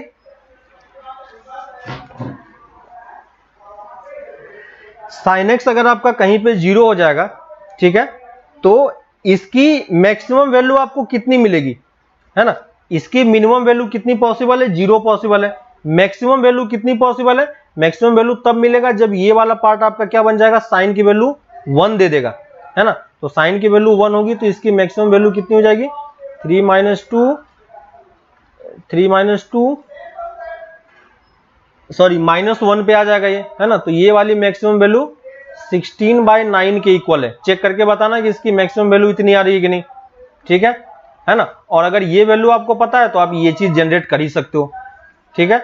तो यहां से देखो माइनस से मल्टीप्लाई कर दो ताकि ये -3 हो जाएगा, तो -3 माइनस, देखो ये 0 हो गया, माइनस से मल्टीप्लाई किया, और प्लस 13/3 ऐड कर दोगे दोनों तरफ, तो y की वैल्यू आपकी कहां से कहां तक लाई करेगी, y की वैल्यू 13/3 से लेके -1 तक लाई करेगा, है ना।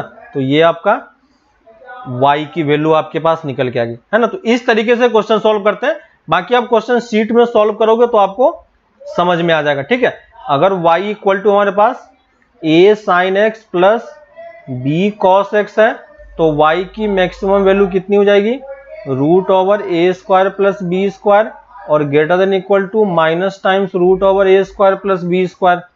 ठीक है, अगर y की value a sine x plus B cos x cos theta है ना, यहाँ पे थीटा कर लो, साइन थीटा है ना, प्लस c के टर्म में हो, है ना, एक कांस्टेंट ऐड भी होगा, तो भी y की वैल्यू किसके इक्वल होगी, जो ये वाला पार्ट है इसके मैक्सिमम में ये ऐड कर दो और मिनिमम में ऐड कर दो, है ना।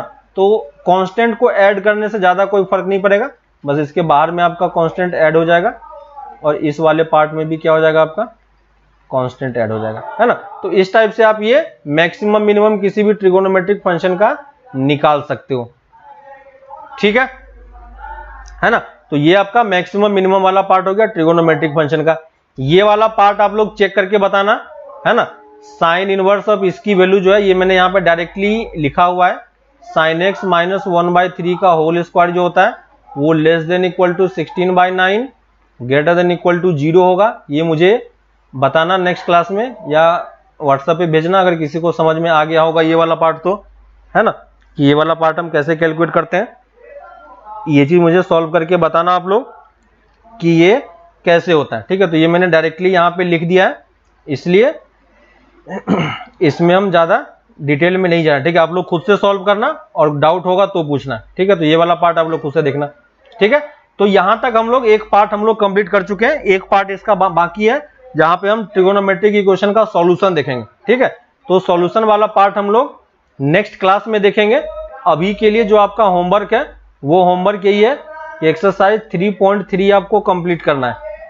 ठीक है, एक्सरसाइज 3.3 आपको कंप्लीट करना है। इसके बाद आपको एक शीट मिल जाएगा प्रैक्टिस के लिए, तो वो प्रैक्टिस वाला शीट करेंगे। उसके बाद फिर जेई वाला एक शीट मिल जाएगा जिसको हमें कंप्लीट करना है, फिर वही 25 क्वेश्चन करके। ठीक है, तो यहां तक आप लोग कंप्लीट करो, कल छुट्टी भी है तो रिवाइज करना पूरा और ये सब चीज ट्राई करना, फिर हम लोग आगे नेक्स्ट क्लास में इसी को कंटिन्यू करते हैं। ठीक है, चलो बाय।